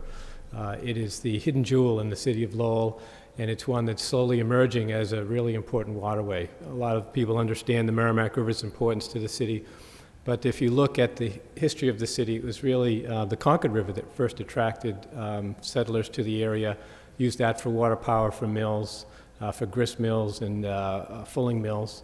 And it was those mills that actually attracted folks up to the falls at the Pawtucket. The interesting thing about the Concord is that it runs at perpendicular to the major roadway, so people really don't get a chance to see it very much. For the last 15 years or so, the Lowell Parks and Conservation Trust with others have been doing projects to promote access and understanding of the Concord, including whitewater rafting trips, so people who have gone whitewater rafting or have seen things on Channel 4 or Channel 5 or just about all the major networks have seen Lowell through the Concord River. We have taken over, at this point, well over 2,000 people whitewater rafting down the river, and they've seen it from the inside of the boat, something that you don't get the chance when you see it driving over East Merrimack Street or Church Street or Rogers Street or Lawrence Street up at the far end. And slowly, through the help of the city and a number of other agencies, we have been slowly developing the Concord River Greenway. And as mentioned in your remarks at the beginning, this is really a link that extends the National Park's walkway downtown that links all of the canal system up to Shed Park, Rogers Fort Hill Park, and the Lowell Cemetery. It will extend about a mile of riverfront right from what were the outskirts of the city right into the downtown. It includes 3 waterfalls along the way that you pass. And if you go down there on a summer day and sit next to it, you'd think that you were in the heart of Vermont. And that's not without any exaggeration. It really is a beautiful spot, but you can't get to it. This past year, the city, through some funds through the sale of property in the city, actually purchased a parcel about 2 acres? 3 acres of land from Lawrence Street down to Bradford Industries. Bradford Industry is the next parcel along. And what we've been developing, and Jane Calvin, who is our executive director, will say more about the specifics of the project itself, is a walkway project from Lawrence Street right down into the heart of the city, which will extend, as I mentioned, then link into the National Park Service, the walkways there, then up the Northern Canal, across the Merrimack River, and right into the Lowell-Dreekett-Tingsboro State Forest. So it is, if you will, the emerald necklace of Lowell. Without any further comment, I will ask Jane to comment on a little bit on the specifics of what we're proposing, what we're working on. I want to give you some appreciation for the multi-layered approach to the project that we've taken, the numerous supporters that we've had, and also its connections to other projects.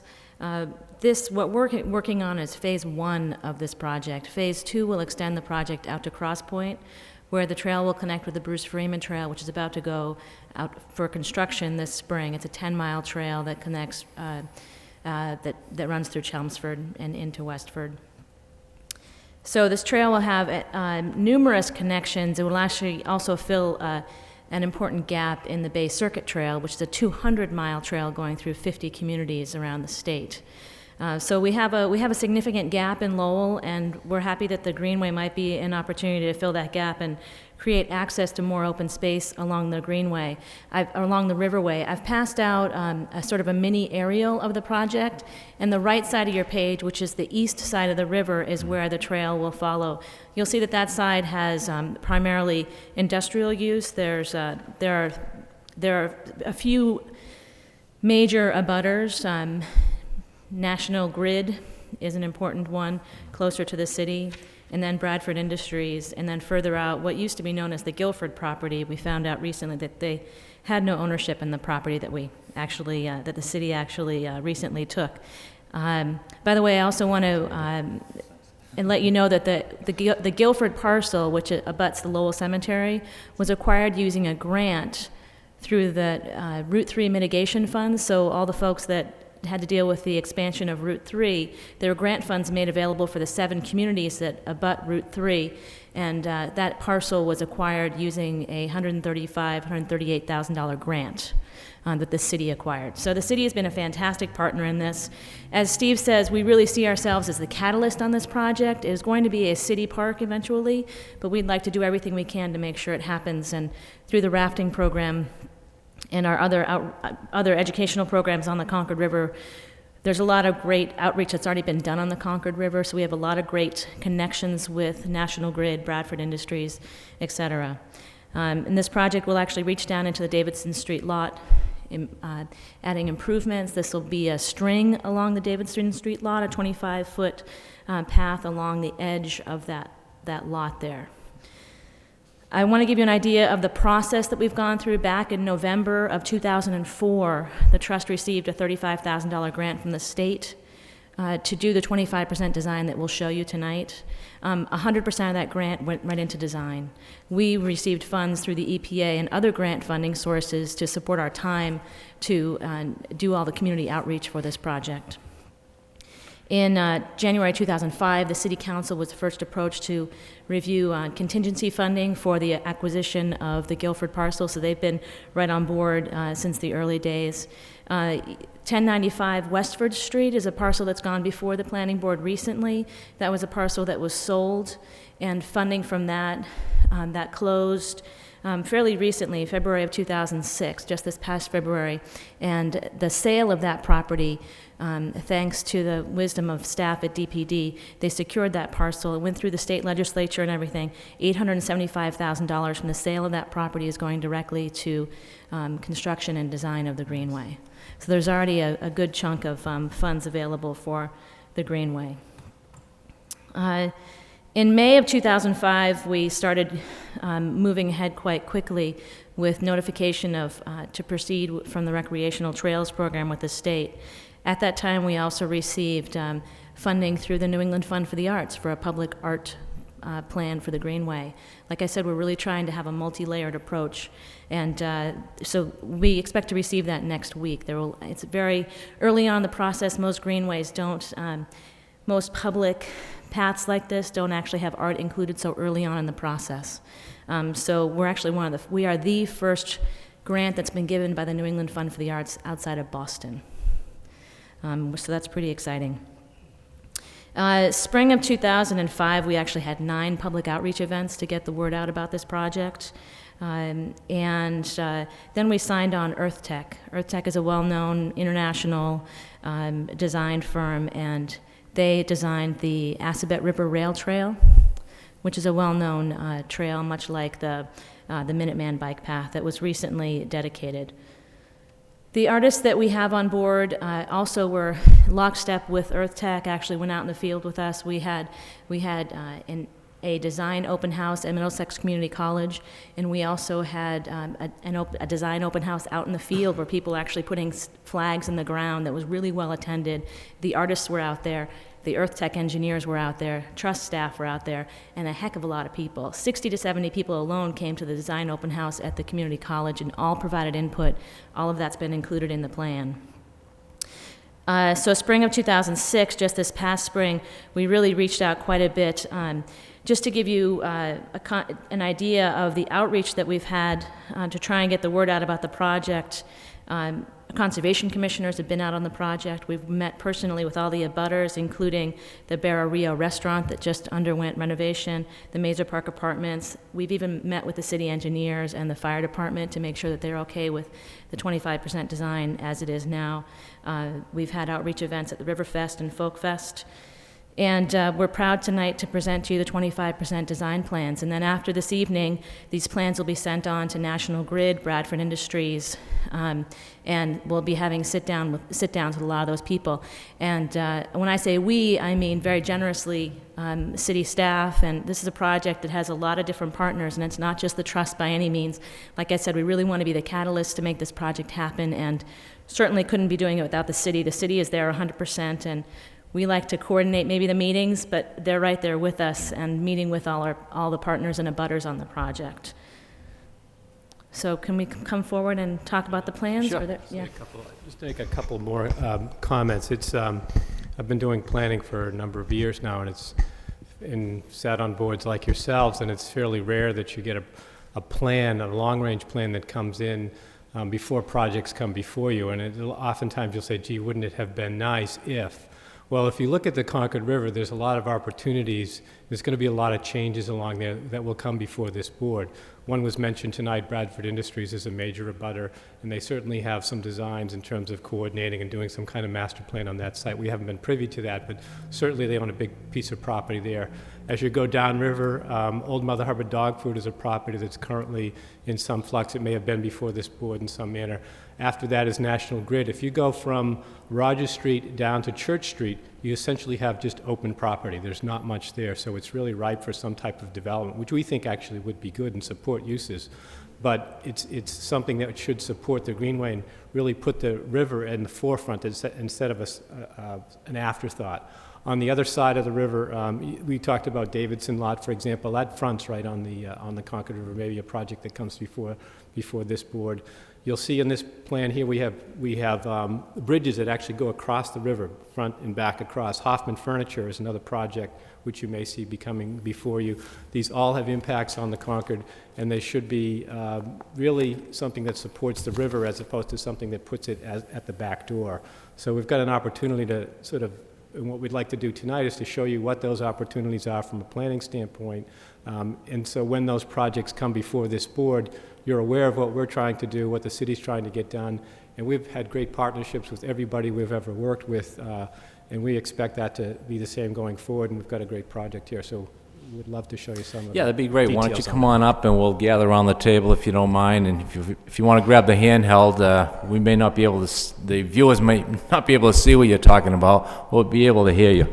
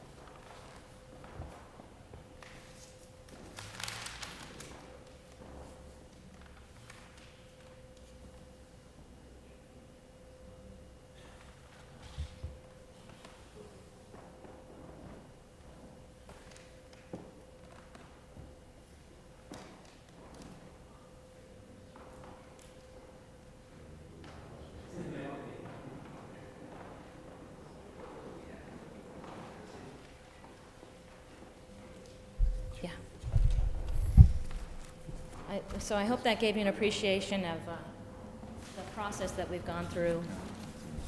What you're looking at here is, this is Lawrence Street. So this is the outermost length of the project at this point. Lowell Cemetery has been a great supporter of the project. There will be parking at this entrance, and there will be minimal. If you've walked this property at all, it's pretty much a level road, very easy to access. We use it for rafting access all the time. There'll be minimal disturbance along this. There will actually be probably some scenic overlooks along this part here over the dam, looking across to the island, and some art opportunities along that portion. As we get down here, this is where the I should introduce Betsy Goodrich, who's here. She's with the Rails to Trails Conservancy, and a resident, lives downtown. And the Rails to Trails Conservancy has prioritized this project for New England. This here is where the Bradford Industries property starts, there are also condo complexes up here that are really anxious to see this project happen. We've been having meetings with them. So these are the ones that come up behind Rogers Ford Hill. So there are two alternatives presented here. One stays along the top bank at Bradford Industries. We've worked very closely with Bradford. This will stay at the top of bank, but it will stay behind their parking lot. If you go out and walk, and I'm happy to go out with folks to, certainly the DPD staff have been out there many times. But this walkway will be, if it stays on the Bradford side, we can't impinge upon their operations. This is about where they have all their trucks coming in and out, so safety is an issue. There will actually be a boardwalk built out behind the guardrail. And they're also requesting some sort of fencing. So this will stay at the top of bank all the way across till we get down to the Rogers Street Bridge, which I'll explain on the next page. One of the other alternatives is to work in two bridges, which increases the cost, but I think it actually opens up access to other neighborhoods. And many people have thought of the bridges as bringing in a very high aesthetic quality to the trail. Yeah, it looks like something you'd see in Maine. Or is this kind of a rough design? Yes, those are just, this is just conceptual, schematic. I like that. We just met last week about trying to add an artistic element to these bridges, and we're hoping the artist team comes in with that next week. So this would, I've seen the proposed plans for the Hoffman Furniture Building. We've actually met with them. They're very anxious to see the bridges and such if they go ahead with that project. They have a close relationship with Jerry Olson, who owns Centennial Island and the hydro plant. Then the bridge will come across approximately where there was a historic bridge. Yes. Right? Yes. So let me turn the page here.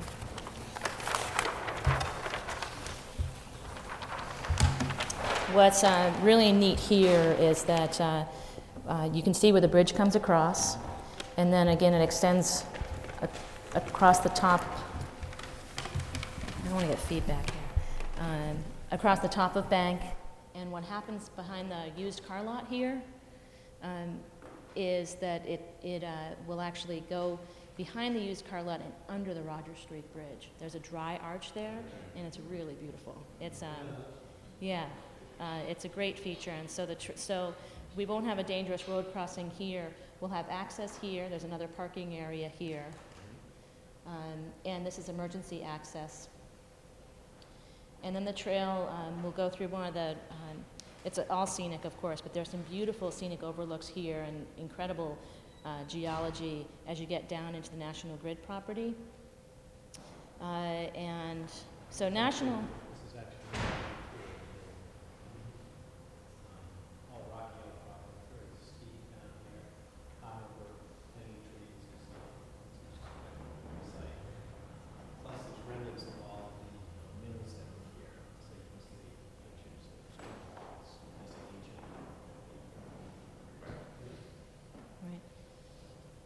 So this will not be impinging upon National Grid's operations as well. They probably have plans to expand or whatever, but this will stay behind existing fence lines that they already have, and then come out to Church Street. Any questions on this section? What's the actual length? 1.75 miles.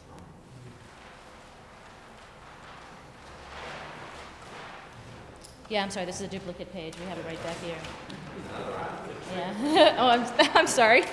Turn around. We can keep it that way. You guys are all on that side. So, yeah, we'll start down here. So again, this comes through the National Grid property, and we'd like to have some sort of opportunity for, at all the roadways, we'd like to have an opportunity for, sort of a gateway access and to promote access to the greenway. This is where the Barra Rio restaurant is. This will actually be a bridge behind their property. Instead of doing handicap access all the way down through here to come up to a parking lot that's level with the street here, they're amenable to a bridge next to their property, which they they're actually kind of excited. It would actually be over their current deck that they have, and we could actually put a little catwalk into their restaurant, and it would be a great amenity for the trail. So they're very supportive of the project. The Mazer Park Apartments, we've met with them. The folks that live there now are always excited about watching rafting. They love the river, and they're excited about it as well. You know, it's a great walking access for the elderly folks that live there. And then this is, yeah. Getting across the end of the street, how would you do that? We can't go underneath this bridge, unfortunately. There's an arch there, but it's sealed up. There will be a road crossing right here. Okay. And we're actually probably going to add a road crossing in Andover Street. I'm at Roger Street, excuse me. In addition to the Yeah, yeah. Sure. And then this is the segment that'll follow along the Davidson Street lot, along the very edge of that top bank. And then it'll come in behind the Middlesex property where they have, that was flooded out, that has their cafe, their, right. And then this will connect up with the auditorium. The important thing to remember is that the Riverwalk Extension Trail will have, right here, there's a proposed bridge. And the purpose of that bridge is to connect it with, part of the purpose is to connect it with the Greenway. Sounds great. What's the timeline? Well, we're going to start meeting again in December to help to start moving forward with a final design. And then, of course, it's where to find the money. The interesting thing about this project is that it's all been just a little bit here and a little bit there. I mean, it's been essentially just an idea. It was, when the national park came in, they did a thing called the Brown Book, and they studied where the boundaries of the national park should be before they actually decided where they were in the downtown. And actually one of the areas that they looked very closely at was the Concord River. And some of the early planning documents that we have dating back, we talk a little bit about the whitewater on the Concord, that the original planning team that came in here in 1974, maybe? I mean, it was quite a few years ago. But in the original stages of the national park, this is one of the things that they studied. So what's the time frame? We've been working on it for at least 15 years. But I think what's... Yeah. 25%. It's but moved very quickly in the last few years because we've had so much support and gained a lot of momentum. So right. don't add Well, 15 years on there. Well, no, I just want to say it has been 15 years because first we had to tell people that there was a Concord River in Lowell. And then we had to get them down there. So it's been building, and what I was leading up to is that its pace is accelerating. And you're seeing projects coming before you. And there's been, in this past year, it's just accelerated even that much more. So it's, at this point, just simply a matter of getting the necessary funds and identifying those sources to get that done. I think we've got a very good project that the city's been very supportive and everybody wants to get done. So where there's a will, there's a way, and we can make this happen. The price tag, one of the things that Jane mentioned was the alternatives between bridges halfway up and going along the bank. Well, the cheaper of the two is the going along the bank, but we actually think that bridges are a lot more fundable, if you will, than just kind of a cantilevered walkway.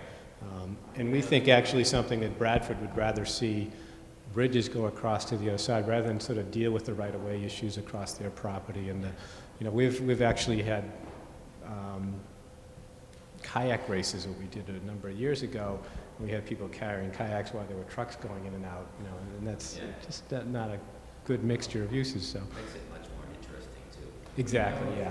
And that other side of the river there, where the hydroelectric plant is, there's some city-owned property right now, and it's a beautiful piece of property in and of itself. It's a very different character than on the high side, if you will, on that west bank. So the bridges provide access to that side, and for the folks who live up in South Lowell, off of in the Grove, there used to be a bridge actually across the Power Canal down into this property as well. So Kerwin Park is up there, so you can actually come access through that, and then go from Kerwin Park up to Shed Park at some point.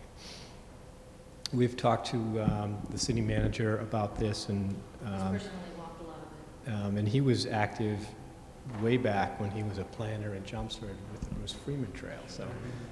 So he understands that under the project and the bigger picture that Jane talked about.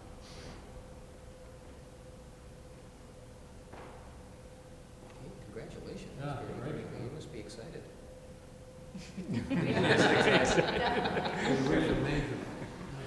Well, I think that, the real huge thing this year, we've been very focused on the Red Cross property. It's been a priority for our organization for financial reasons and being in the real estate business ourselves for a little while.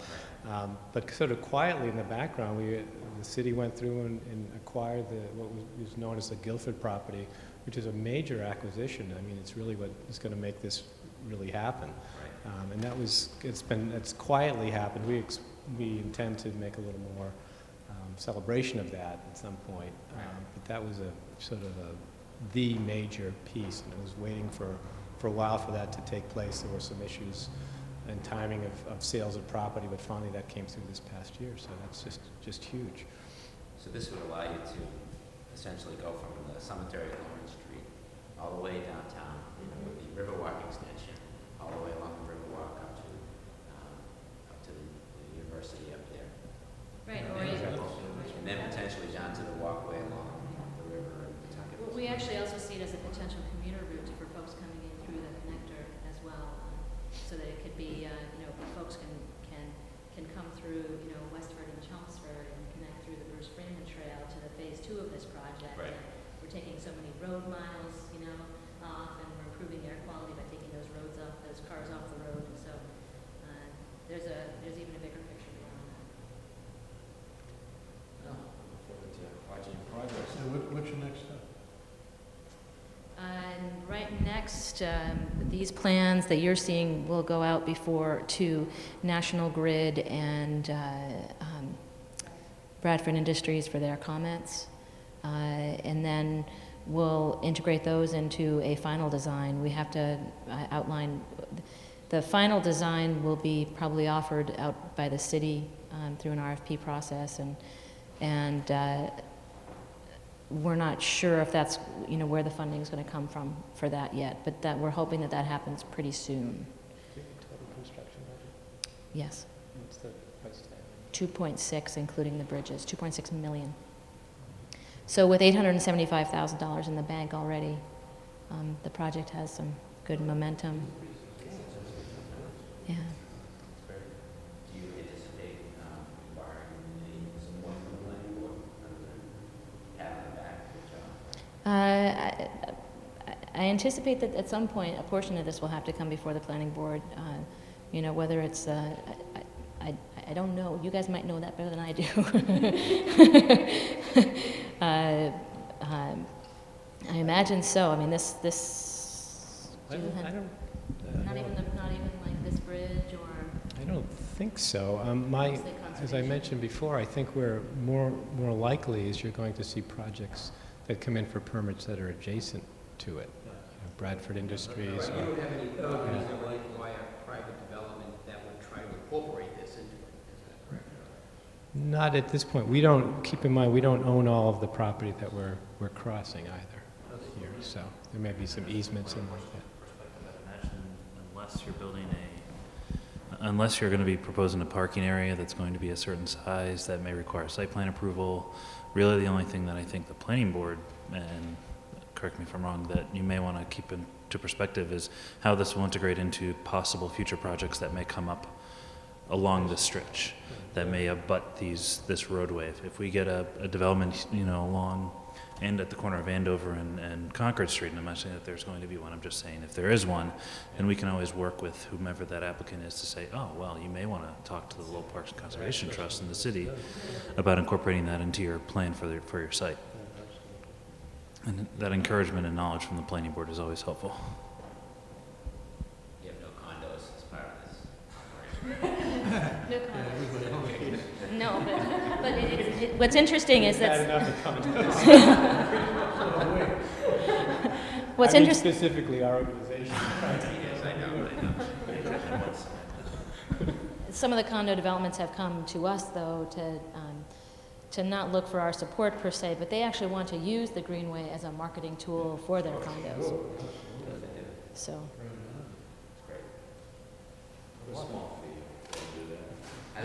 Yes. We do want to, one of the issues, we do want to ideally endow this for maintenance. We know there will be maintenance, and it will be designed to be a low-maintenance trail as well.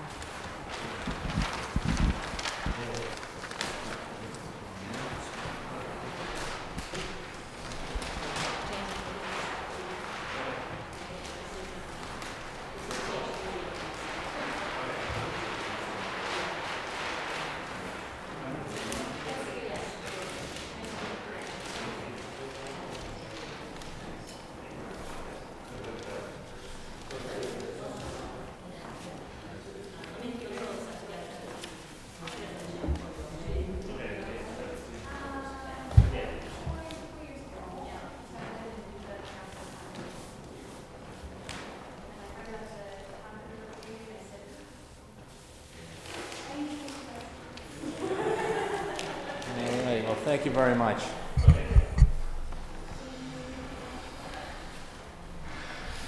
If anybody wants to see these plans, they'll be on file with the DPD, so anytime, it's an exciting project, or they can contact anybody at DPD to look at the plans. Mr. Chairman. I would also say, Mr. Chairman, that they can learn about them also at the Lowell Parks and Conservation Trust website, which is www.lowelllandtrust.org. Great. Okay? Okay, thank you very much. Mr. Chairman. Thank you. Mr. Chairman, if I can just say, I really think these are the types of things that make a real difference in a community. You know, people who have been down, everybody's been to the Bedford, bicycle trail there, and the amount of people that go down there on weekends, and it makes the community much more livable. So I'm proud to be a card-carrying member of the Lowell Parks and Conservation Trust. I would encourage everybody else to sign up. And you're right, you would think you're in Vermont, watching that video of the whitewater's great, yeah. All right, thanks once again. Happy Thanksgiving. Okay, moving on, I guess, to old business. We have an update on the site plan 185 Woburn Street. The board will review a proposed minor change to the site plan regarding the project located at 185 Woburn Street. The applicant is seeking an adjustment to one of the curb cuts onto Woburn Street to allow for gas delivery trucks to more easily exit the site. The planning board approved this project October 2005. I think a new little plan was handed out. Jim, you want to address that? Yes, thank you, Mr. Chairman. Essentially, what this plan is showing you, that this project was, as it says on the agenda, was approved by the board. This plan in front of you is up to date, and it includes, for example, the closing of the parking lot on Easton Street, which is a condition of the approval from the planning board. It also includes a small landscape island along Woburn Street to better define the two exits and entrances to the site. The minor change that I just wanted to make sure the board was aware of was the entrance or the curb cut that is closest to the Grafton Street intersection.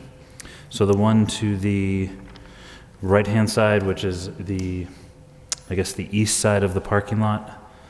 In order to make the turn of the truck out onto that street and to take a right there back to the highway, they were just hoping, actually it was more of an internal change. The curb there just needs to be shaved a couple feet into the site. And I'll just go around quickly to show you exactly what's happening.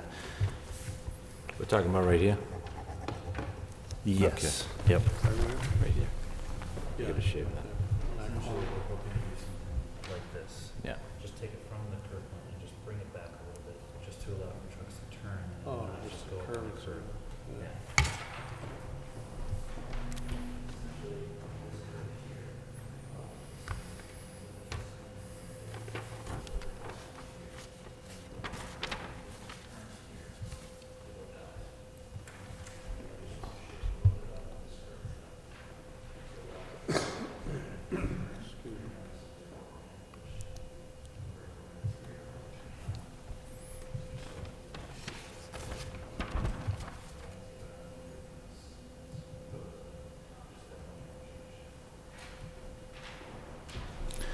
All right, do we have any questions from the board?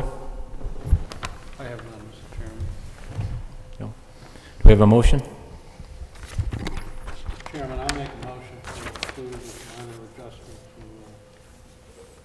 minor change to the site plan. Do we have a second? Second motion, Mr. Chairman. All in favor? Aye. Motion's approved.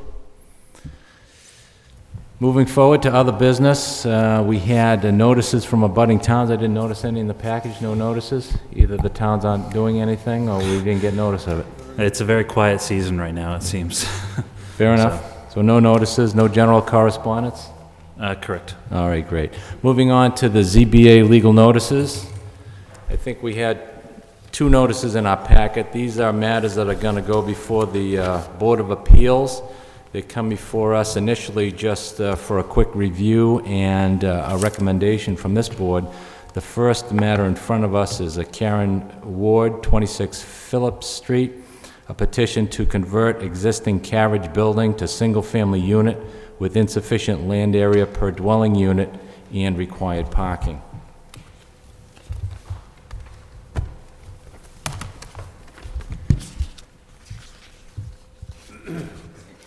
Mr. Chairman, if I may, I did take just a drive-by there this weekend, and it's a very congested neighborhood, and this particular property has a very long, narrow driveway, and really what amounts to stacked parking, trying to fit everybody in there. I know parking, I have relatives that live right around the corner. As a matter of fact, they've been in just an awful situation as a result of a variance that was granted years ago, and haven't been able to resolve it since. I just think it exacerbates some of the problems that already exist over there. And I certainly, would not be in favor, would not recommend approval of it. Steve? Thank you, Mr. Chairman. I agree with Mr. Frechette. I also took a drive-by there this weekend, and it's as dense a neighborhood as you can get in the city. And I just don't think it's an appropriate thing to put another single-family dwelling back there. Okay. So I would concur with Mr. Frechette's comments. Occasionally, you have a project that may be missing 1 or 2 things in terms of the zoning. This project seems to have missed them all. Lot size from 6,000, available is 3,400. Lot area per density unit is about half. Minimum frontage is about half. Setbacks about half. Misses all the way down the road. So we'll take a recommendation. Recommend denial, Mr. Chairman. Second. All in favor? Aye. Recommend denial. The second matter that we have on is Giulio Pastrana, 96 Dingwell Street. The petition is to subdivide the existing lot and construct a new home on an undersized lot with insufficient frontage, and to maintain the existing structure on an undersized lot lacking the required frontage, front yard, and side yard setbacks.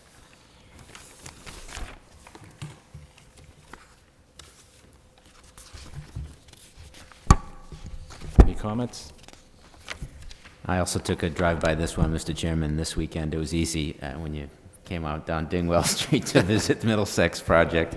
It was right up the street. I think that, I think that we're again dividing somebody's yard into a house lot. The property line is going to be 2.5 feet from the existing house. There's a pool in the back there. I'm not sure what they're going to do with that, but I think also see that there's a similar setup in the houses around it. I think that if we, were to approve a house lot in this yard, that everybody on the street would be, have a case to say, I want to put a house in my yard too. So I would suggest that we not vary the zoning code for this project. Any other comments? Mr. Chairman, it just, I've been consistent with this for years, and it bothers me when a petitioner is really creating their own hardship and then requesting relief. I have some real issues with that, but it really does boil down to abutters and people in the neighborhoods, because these are the very things I think that start to really chip away at a neighborhood. But we can give our recommendations, but ultimately it's what happens before those boards. And And again, I've seen it over the years. It's longtime residents, and they make their appeal to the neighbors, and it's very tough to say no. But ultimately, the neighborhood and the city is what's left with what happens. And I concur with Mr. Gendron. Is potentially, when you look around that neighborhood, you could see that there would be some other people looking to do the same things. I certainly would not be in favor of this. Yeah, and certainly one of the difficulties is they're taking a lot that conforms to zoning and actually creating two non-conforming lots. They're both going to be undersized, they're both going to miss on frontage, they're both going to miss front yard, side yard, etc. So we'll take a recommendation. Chairman, I make a motion to deny this. All of us said in both cases, we end up with two lots that are undersized. I'll second that. All in favor?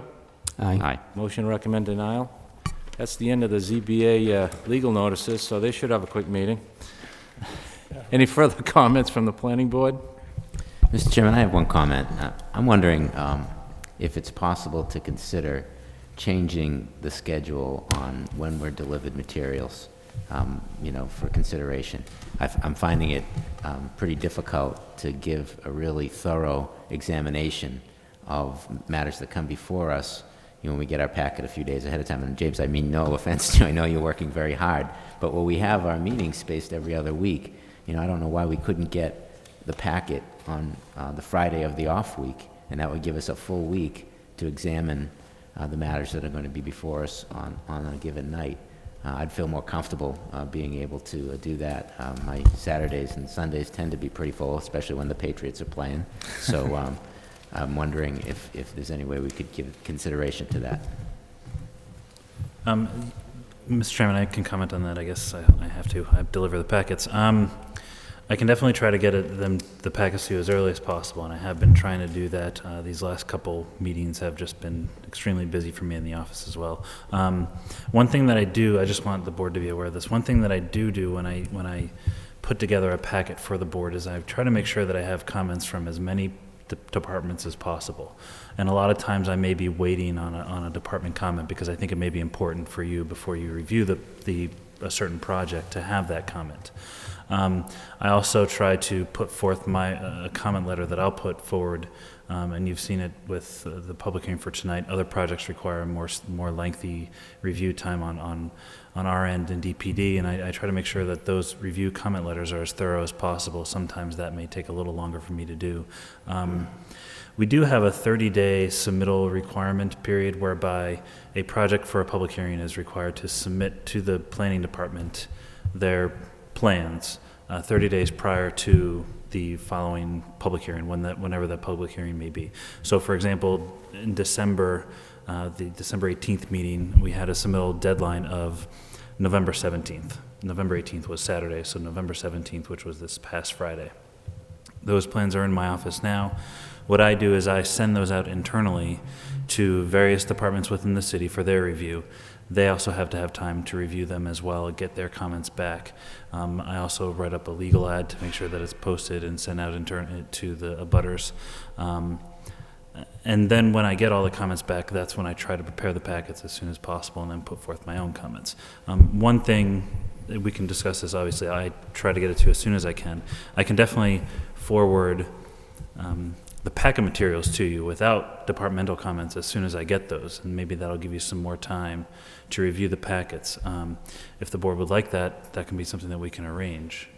I guess what I'm wondering is, could we just push everything up by a week? Why not make it, 38 days or 37 days in advance of the meeting where you have to submit? That way you still have the full 30 days to do whatever has to be done, and we can just target getting the information to the board, a week in advance. True. One of the issues with that is the time frame. Once the applicant files the application, it starts a time frame in motion that it has to be heard by the board within a certain period of time. And if there's a continuance involved, it could be a possible issue. I mean, we obviously have control over the application and the plans that are coming in. We don't have tremendous control over the department comments, which are often the most important portion of the package, maybe we can think about trying to streamline the process a bit. I don't know if the departments are willing or able to do things by email. If we could get the department comments by email, and they could be emailed to us in addition to yourself, and we had the packages and had the comments by email, that might be the way, a way to get it ahead of time. Right. I can definitely work on trying to streamline the process.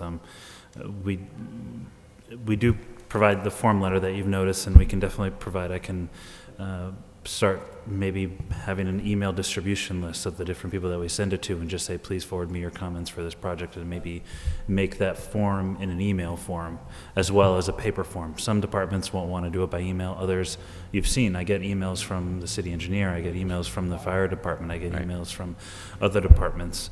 So I can definitely look into that as well, and then just forwarding those emails to the board members if that's something that you would like. I guess I'm just asking you to consider ways that we might be able to move that date up a little bit, so. I can, One thing that I found useful, in that, and I think you're still doing it, you mail out just the upcoming public hearings, a list of the public hearings prior to getting the package. Right. One thing that I have been trying to do is do that. It's been a quiet season recently for public hearings. This was our first public hearing in over a month. And for this one, it was actually sent out for the original October 2nd meeting. For upcoming public hearings, for example, for December 18th, I read up the actual legal ad that has to be posted in the paper, and that's also sent to abutters. And one thing that I try to do, as I think Joe recommended this initially, or maybe, I believe it was Joe, I believe you recommended this initially, Mr. Chairman, was to send that legal notice to the board members as well. It won't be a full submittal packet. It'll be basically what you see on the agenda, that writing, that terminology, but it'll give you a sense of the actual project address and what's coming up. And then that can be followed by the packet. And I definitely must say I have been trying my hardest to get it to you as soon as I can. I definitely am more than... you're not. I'm just wondering if this procedurally something you can do better. I agree. I mean, it's helpful to get that, because I know a couple of times it allows you to go out and visit the site. Yep. Where you get the details. And at least you did that at the time. Any of those things would help. I definitely am for a while there, I was able to get it to you. I believe I was sending them out maybe the Monday or the Tuesday prior to the meeting, which obviously isn't a week, but at least that gives you the week following. And that is my goal. My goal is no later than Wednesday. Unfortunately, sometimes I get just swamped with some other projects that unfortunately sometimes get precedent. Not to say that they should, but they unfortunately do. So from this point forward, I will definitely try to make sure that I get it to you as early as possible. One thing that I have asked from the board in the past, and I continue to ask for, is the continuous support for keeping a strict deadline on the submittals for public hearings. In the past, I'm not sure, it hasn't been too much of an issue under my time here, but I know in the past there's been some loose timeframes regarding the 30-day submittal deadline, and I think keeping that as a strict deadline is key, because it does allow me to have enough time to send it out into the departments, to write the legal ads, to write my own comments for the project, and to get it to you as a board. With that standing, there may be some cases where, unfortunately, I may be delivering them on a Friday. That's not my goal. Believe me, I don't enjoy driving around on Friday evenings at 5 o'clock in the middle of Lowell traffic, delivering planning board packets. My goal is to get it in the mail as soon as possible, but I appreciate your concern for the streamlining of the process as well. Well, thank you. We do appreciate your efforts. And any other comments? We'll take a motion to adjourn. Sorry, Mr. Chairman, if I may quickly, for everybody who may still be watching, I'd just like to do a plug for the Pawtuckaville Neighborhood Master Plan, which is on the City Council agenda tomorrow night at, I believe the council meeting starts at 6:30. I'm not sure where the master plan sits on the agenda, but I encourage all residents of the city and from Pawtuckaville in general as well to come out or at least watch on TV those proceedings. The master plan is located on the Division of Planning and Development website. If you'd like to review that plan, it is in its final draft form. And we're very excited to have this plan finally ready to be in front of the council for a vote from the council for their approval. So I just wanted to make that plug before we left. Very good, thank you. Motion to adjourn, seconded? All in favor? Thank you very much. Happy Thanksgiving, everyone.